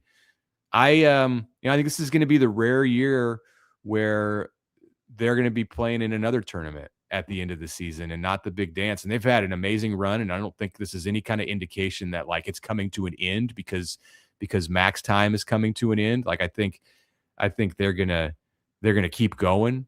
But it just to me, from what it looks like, this just isn't the year. And yeah, like if they had lost last night, that might have been like the nail in the coffin. But I kind of still feel like that day is around the corner for them. I hope it's not. I hope we get to see two high major teams from the state of Nebraska playing on the big stage in March. But the shoe is on the other foot this year, where you got one team in major danger of missing out, and it's not the team in red. That's Mitch Sherman from The Athletic. Mitch, appreciate the time as always. Good stuff, and we'll talk to you again soon. Hit him a lot of sports, Mitch. Thanks, buddy. Take care. That's Mitch Sherman from The Athletic. I wonder, I should have asked him his government. Do you think when he was in trouble as a kid, they call him Mitchell or just Mitch? Oh, probably Mitchell. Because he said some inflammatory things about the Dodgers, and I want to be like, Mitchell. Who's Mitchell? I almost went in on you, but I didn't. Of course. During that part of the It's conversation, I showed restraint. You talk about prolonging the inevitable. I'm sure it will come. You have joke Tourette's. Yeah, you can't help yourself. I did earlier. I stopped myself earlier. Well, that was racist. That's not a joke. That was going to be all out racist. No. The Mexican one? Yeah. Racist. No. We love Mexicans and Hispanics, and we love everybody. Everybody love everybody. That should be the title of the show. Everybody love everybody. But that's not true. Yeah, it is. That's not true. Who don't we love? Who do you love? Who don't we love? What? You gonna write it down for me? Right on cue as I'm talking to my buddy. This was his tweet.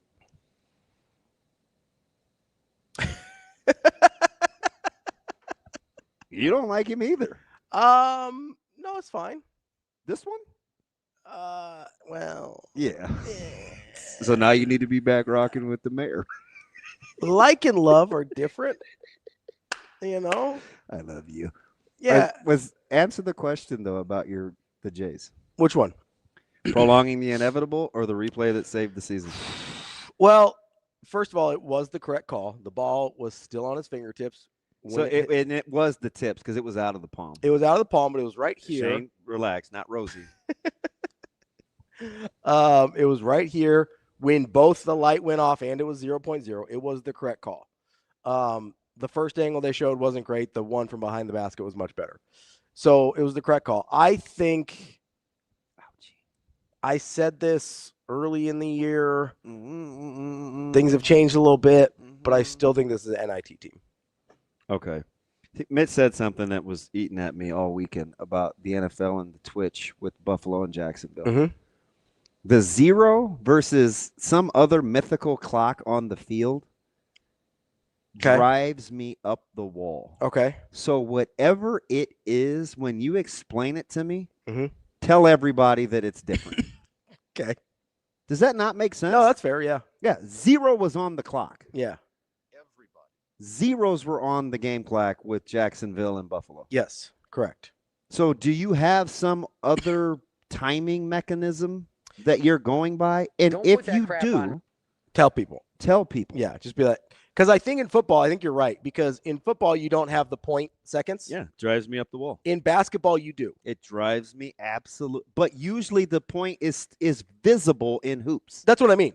So in basketball, I don't think you have that problem because you get the tenths of a second. Yeah. In football, you never get the tenths of a second. Like, what? So I think you're right. Because do I need to get into the game clock when it's actually on 0 and there's a full second from 1 to 0? It's like 0.9. And I'm like, you could be at 0.9 seconds and it'll say 0. And I'm like, and in my head, I'm like, we can put men on the moon. Change the goddamn clocks to have decimal points. This is how I feel about. It's not that hard. No, I agree. It's not that hard. This is how I feel about spotting the football. Bishop Gorman has a score bug that has more pixels than the one at PBA. Yeah. You can change a clock to say point anything if you want to. Yes, you can. And I would guess that whoever is running the actual clock, because I've operated those scoreboards before, even if the thing up there doesn't say, usually the thing that you're operating on the scoreboard does have the tenths of a second. Yeah. At least in my experience. So my guess is you're right, that there is someone operating that scoreboard that has the tenths of a second, but that is not being displayed on the scoreboard on the field. So they do need to tell people that, or just, you're the NFL, you have like, I don't know, $11 billion. Just How pay many? 11. But you made fun of me when I said bajillion yesterday. Yeah, I know. No, I made fun of you because you asked if it was a real number. Different. I know 11, not a real number. You should know bajillion, not a real number. I was being facetious. Million, billion, trillion, quadrillion. Those are all real numbers. Upper your zillion. No, I've never had a Brazilian. That's more of a Shane thing. I said your zillion. Oh, like That's Zillow? more of a Shane thing. Is that what you said? Yeah, you like Brazilian nuts, right? I like Brazilian girls. I meant the food, man. What are you talking about? Time the heck out. Brazil nuts? You've never left Omaha. That's right. The internet. I'm sorry. Shane's like me. He doesn't need to travel to get the scenery. And I'm going to say this. Okay. Brazilian nuts, way too much work to get to some crowded, stuffed cram deals that you need like a shoehorn to get out of the whole shell. Yeah. Yeah, I'm not a fan. Yeah, my dad was. Was he? Oh. Overrated. Yeah. Too much work. A lot like crab legs. I do like crab legs, though. They're fine. Yeah, I do like crab legs. It's too much work for the reward, though. T-Max says check his browser. Check yours. Hey, He's mad. check yours. Shane, you brought it up. You didn't have to say Brazilian girls. You brought up Brazilian. I mean, that's the first thing I can think of. DB brought up Brazilian. Isn't that the first thing you think of? No, I didn't. I said your zillion. Don't listen. Tim, don't put that crap on me. Hey, don't put that crap on me, man. Oh man. Don't put that crap on me. That's my bad. So this NIT team. I think so. It'd be hard to get them motivated for anything other than the dance. I get it. Because they don't appear to be motivated in the regular season. Yeah, that's kind of the problem with this team, right? Is there's plenty of talent out there. There's plenty of talent on the roster. I don't think that's a question. They just do not, for whatever reason, there's certain guys on the team that have a hard time finding that level on any given day. Shane knows nothing about Brazilian jiu-jitsu. Big jiu-jitsu. But that's fun. Because that's what I thought of. Big jiu-jitsu guy. I went Brazil nuts immediately. That's why, So the first thing you thought of was karate. No, jiu-jitsu. Same thing. Don't tell that to anybody that knows either of them. They will beat you up. Same thing. No, it's not. Not at all. Not at all. God, Shane, I love you, Don't man. put that crap on me. And who dropped the term yesterday? Which one? Oh, Coach Manning. God made you special. Yeah, he was on his VeggieTales game yesterday. No, God made me short. He made you special too, Shane.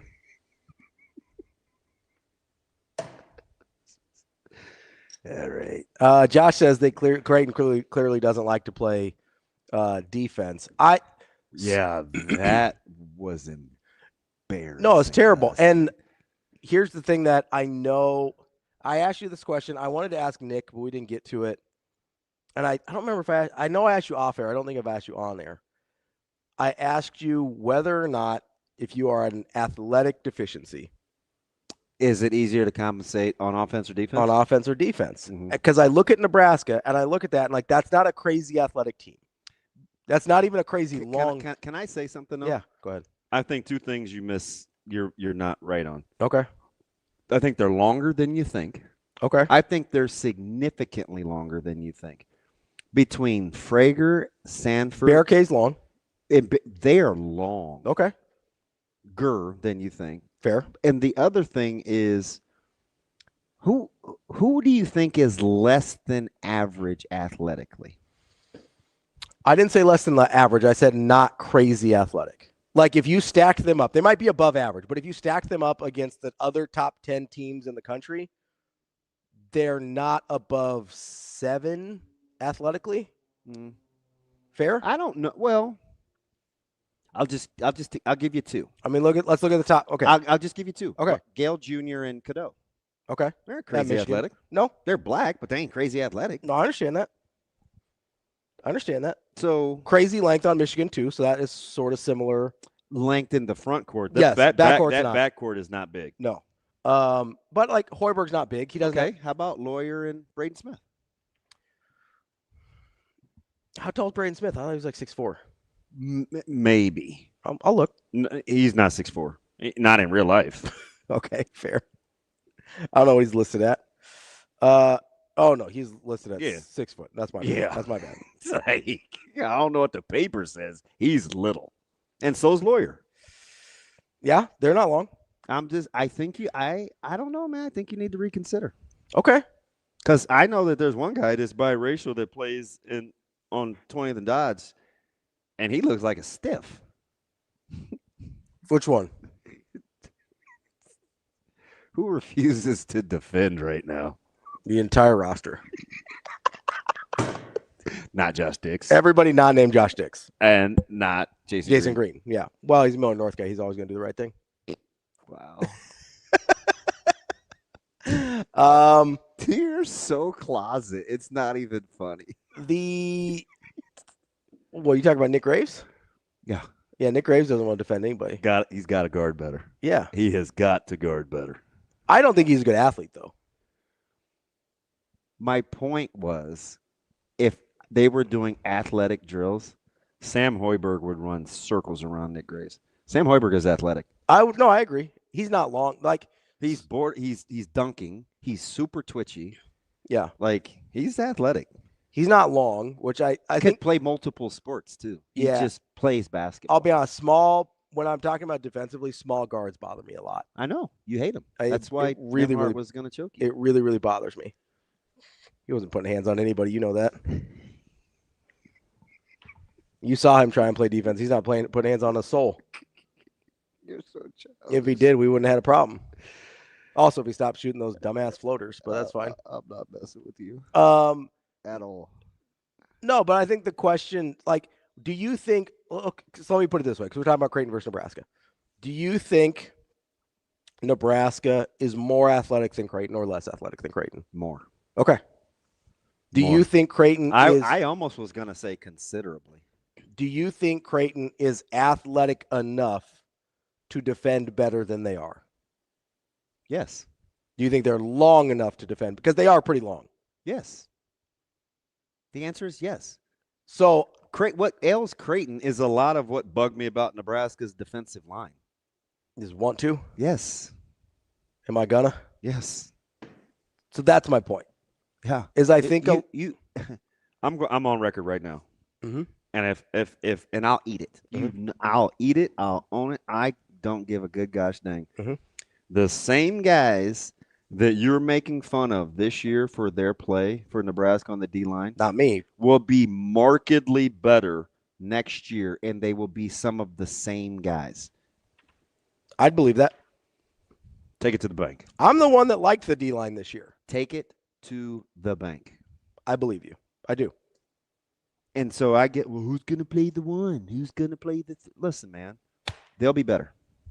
Not to be making fun of my guy Lance, because he gets special treatment.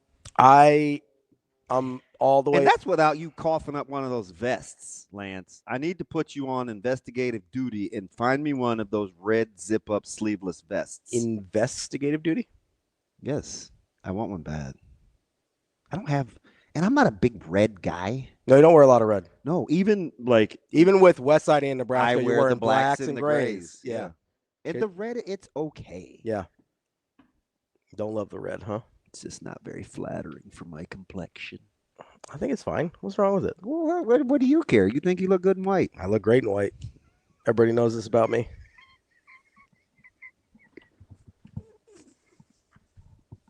Everybody. Oh, okay, Trev. No problem. I would buy me a cigar. I like me. I know you do. I'm a pretty good dude.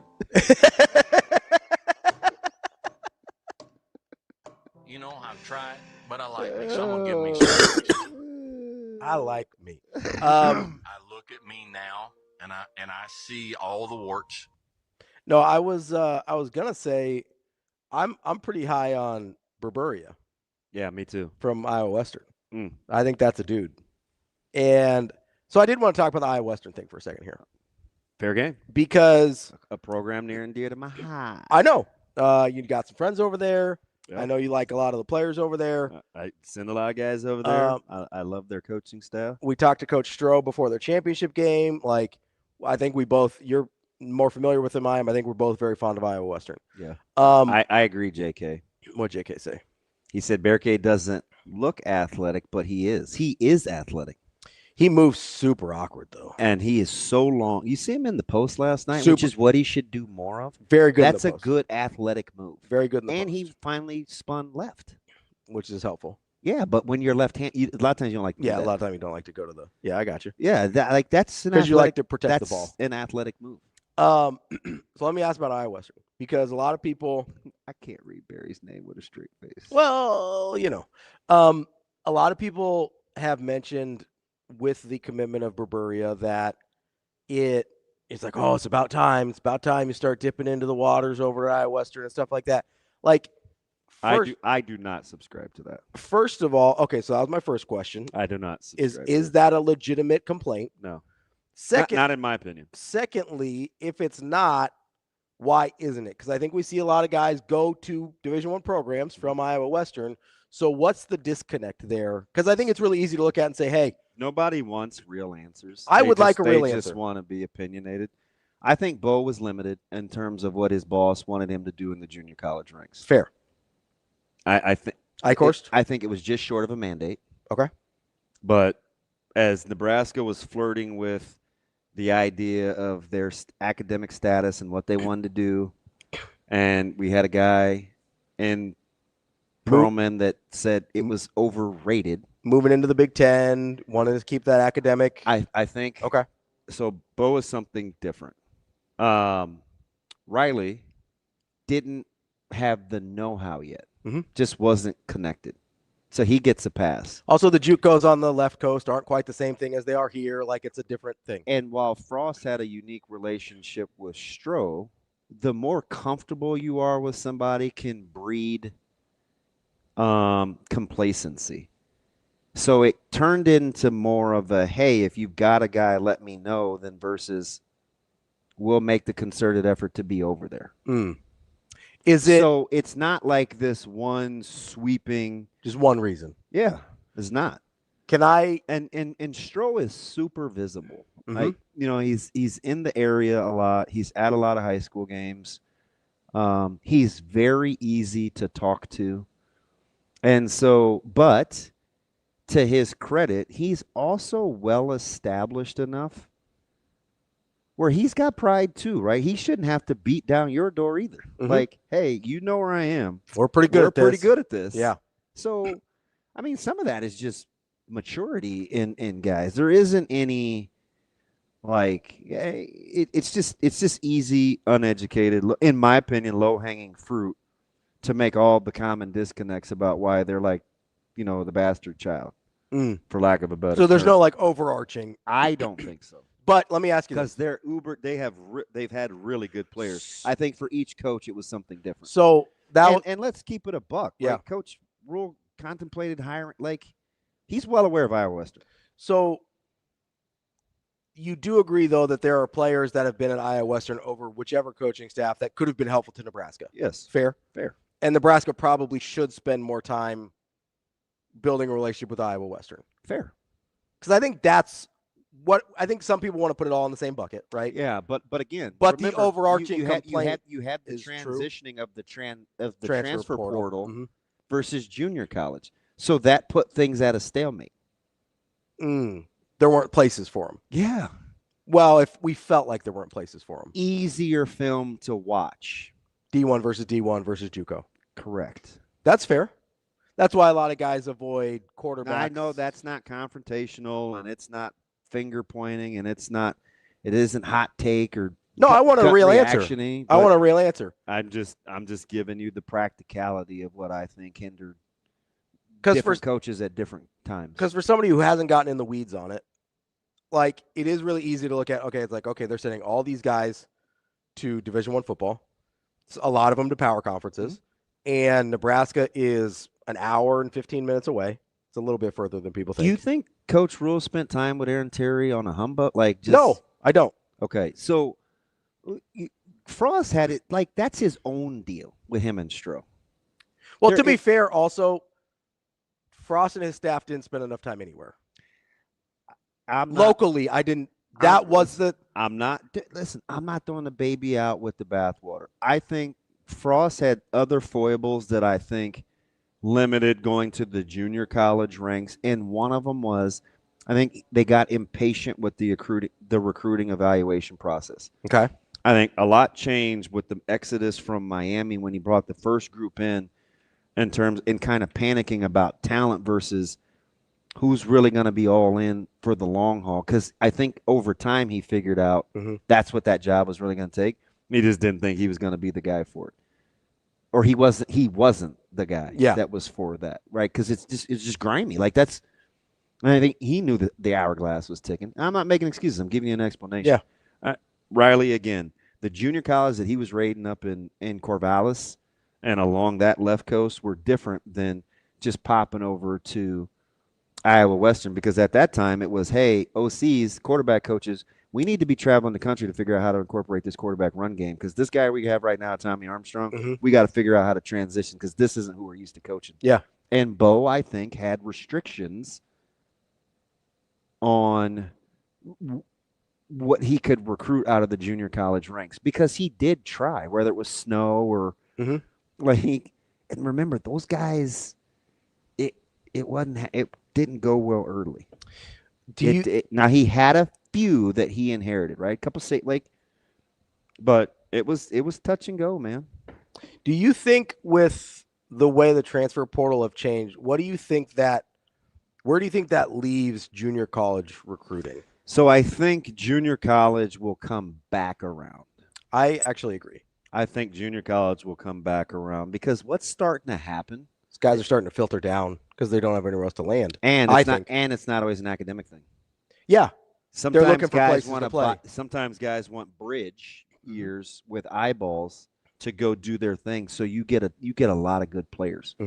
Right? It's like it's not always academics or behavior. I'm academically eligible. Yeah. I just want to go here to buy myself some time. Like you'll see it a lot with quarterbacks because the first preference is to keep your own.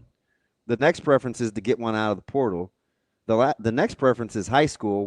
Buy time to develop. I mean, because nobody's knocking Cignetti about QB development. Nope. Do you know why? Because they're winning. Because he's gone 2 for 2. Do you know why people didn't continue to knock Harbaugh on QB high school development? Because he won a national title in 2023 with a guy he recruited. Right. So like early on it was you can't just keep getting guys from other teams. Yeah. And bridging the years.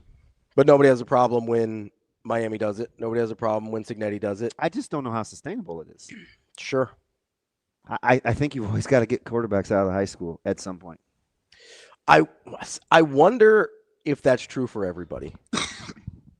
Certainly not, but I mean, like in the sense that there's going to be some teams or some places where you're able to, like, I do think this is Miami's plan. Whether it's a good plan or not, I don't know.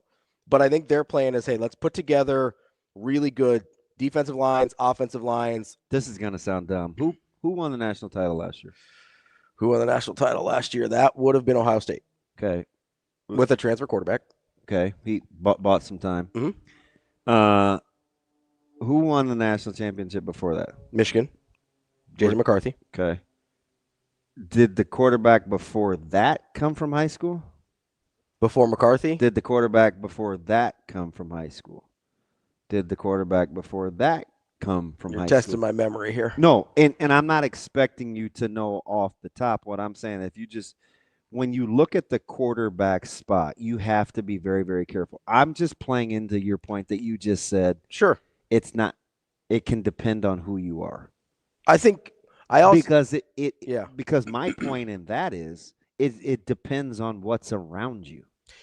That's kind of my point, though, with it depends on who you are, right? If you're able to put everything else around it, it's easier, I think, to go get a quarterback and say, hey, you can put us over the top. Was there elite talent in Columbus at the skill spot? Yes. Defensively? Yes. Sand came from where, though? High school. Okay. Or technically Alabama, I guess, but he never played at Alabama. Yes. So I don't know what to do with that. High school, I guess, It's just it depends on what's around it. So Stockton was recruited at Georgia. Yeah, no, I'm thinking of the other guy. The Ram? Frodo Bennett? Yeah, Stetson. Yeah. But he was JUCO. Yeah. And Georgia, JUCO back to Georgia. That's Right. an interesting one. But he was their own. He was. That's a super, and developed. Yes. See, and you can't really go. I mean, you can, but you can't really go past 2021 because of the portal. I understand. I mean, you go to LSU, you get Burrow, even though he sat out, right? Like that's an interesting one as well. But I do look at it, I go, okay. And remember, when Burrow went to LSU, yeah, he was coming from Ohio. Right. Yeah, Ohio State. And it was hadn't played. Yeah, he hadn't played yet, and it was like nobody knew. No, nobody had any idea. So, and I get the whole "is he better than what we got" thing. I'm not trying to. No, we're not talking about that. We're talking about. Give me the next one. The next one before 2018. Clemson. So that's Lawrence. Yeah. Where did he come from? High school. Who developed him? Clemson. Okay. Alabama's 2017. They didn't take any transfer quarterbacks for all of Saban's time, as far as I'm aware. 16 is Deshaun Watson. Where was he? Who recruited him? Dabo at Clemson. Was he developed? Yep. Okay. Here's my question, though. Okay, so 2 of our last 3, including this year. I know, but you have to stop at 2021, really. No, I'm with you, you, boss. So you go Georgia 2021, 2022. They got their guy Stetson Bennett. Guy. Michigan is their guy 2023. Mm-hmm. Ohio State's transfer. This year's going to be a transfer no matter who wins. So, like, that's what I'm interested to see. These high-end teams, I don't think they want to wait on a high school guy anymore. Like, if they think they can win a national championship with the rest of their roster, are they willing to wait on a high school guy still? So, or to take the chance on the experience? Do you think the popularity of all the big-name quarterbacks in the portal will be attractive or a deterrent, or are you waiting? I'm waiting. Because if Sorsby doesn't put Texas Tech in a national title game, it is an epic failure. Absolutely. Okay. Because that's exactly the example. Lagway doesn't have a job. Like, there are so many of these quarterbacks. I agree. But that's exactly the example of what I'm talking about. Texas Tech thinks they're a quarterback away from winning a national championship. They went out and paid for the quarterback. Mm-hmm. Now we'll see what happens. Right? Oregon now they developed Dante Moore. Yeah, and he's still a transfer. He sat, though. But I do think it is important to delineate between types of transfers, because there's instant starters and then there's development guys too. Like saying I'm going to call a development guy even though he's a transfer because they were patient. He had to buy a little time. Dante Moore's the same way. Yeah. He didn't start right away. That's why I was hoping that Simpson, even though I didn't think Alabama was championship worthy, I wanted to see him do it. Yeah.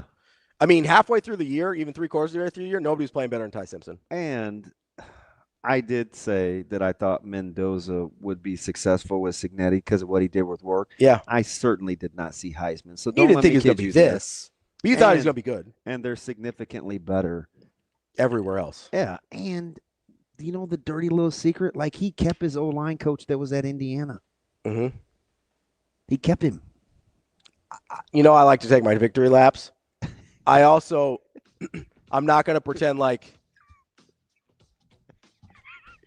I don't want to. I'm not going to pretend like I thought Carson Beck was going to play for a national championship this year. Yeah. As much as I did like him, but as much as I was like, hey, like, are we crapping on Carson Beck too much? I do think it's interesting where that leaves. Dank asked he's asking the right question. What do you ask? He said, if they have the roster, I think the question is, can they afford to wait? Yeah, that's the right question. I mean, I just think it puts a really interesting spot. Where does that leave JUCO recruiting? Where does that leave high school recruiting? Because at some point, not to go all Moneyball on you, there's going to be a market inefficiency. Oh, yeah. And Nebraska needs to be sure that they take advantage of it. Yeah. When I look at Burburia, I think maybe they're starting to. And Trey Taylor. And mm-hmm. I mean, that gets It's two of the options there. The JUCOs in high school. That's DB. I'm Ravi Lulla. We'll be back tomorrow with more Hurrdat Sports Live. See you. Have a good day. Love you.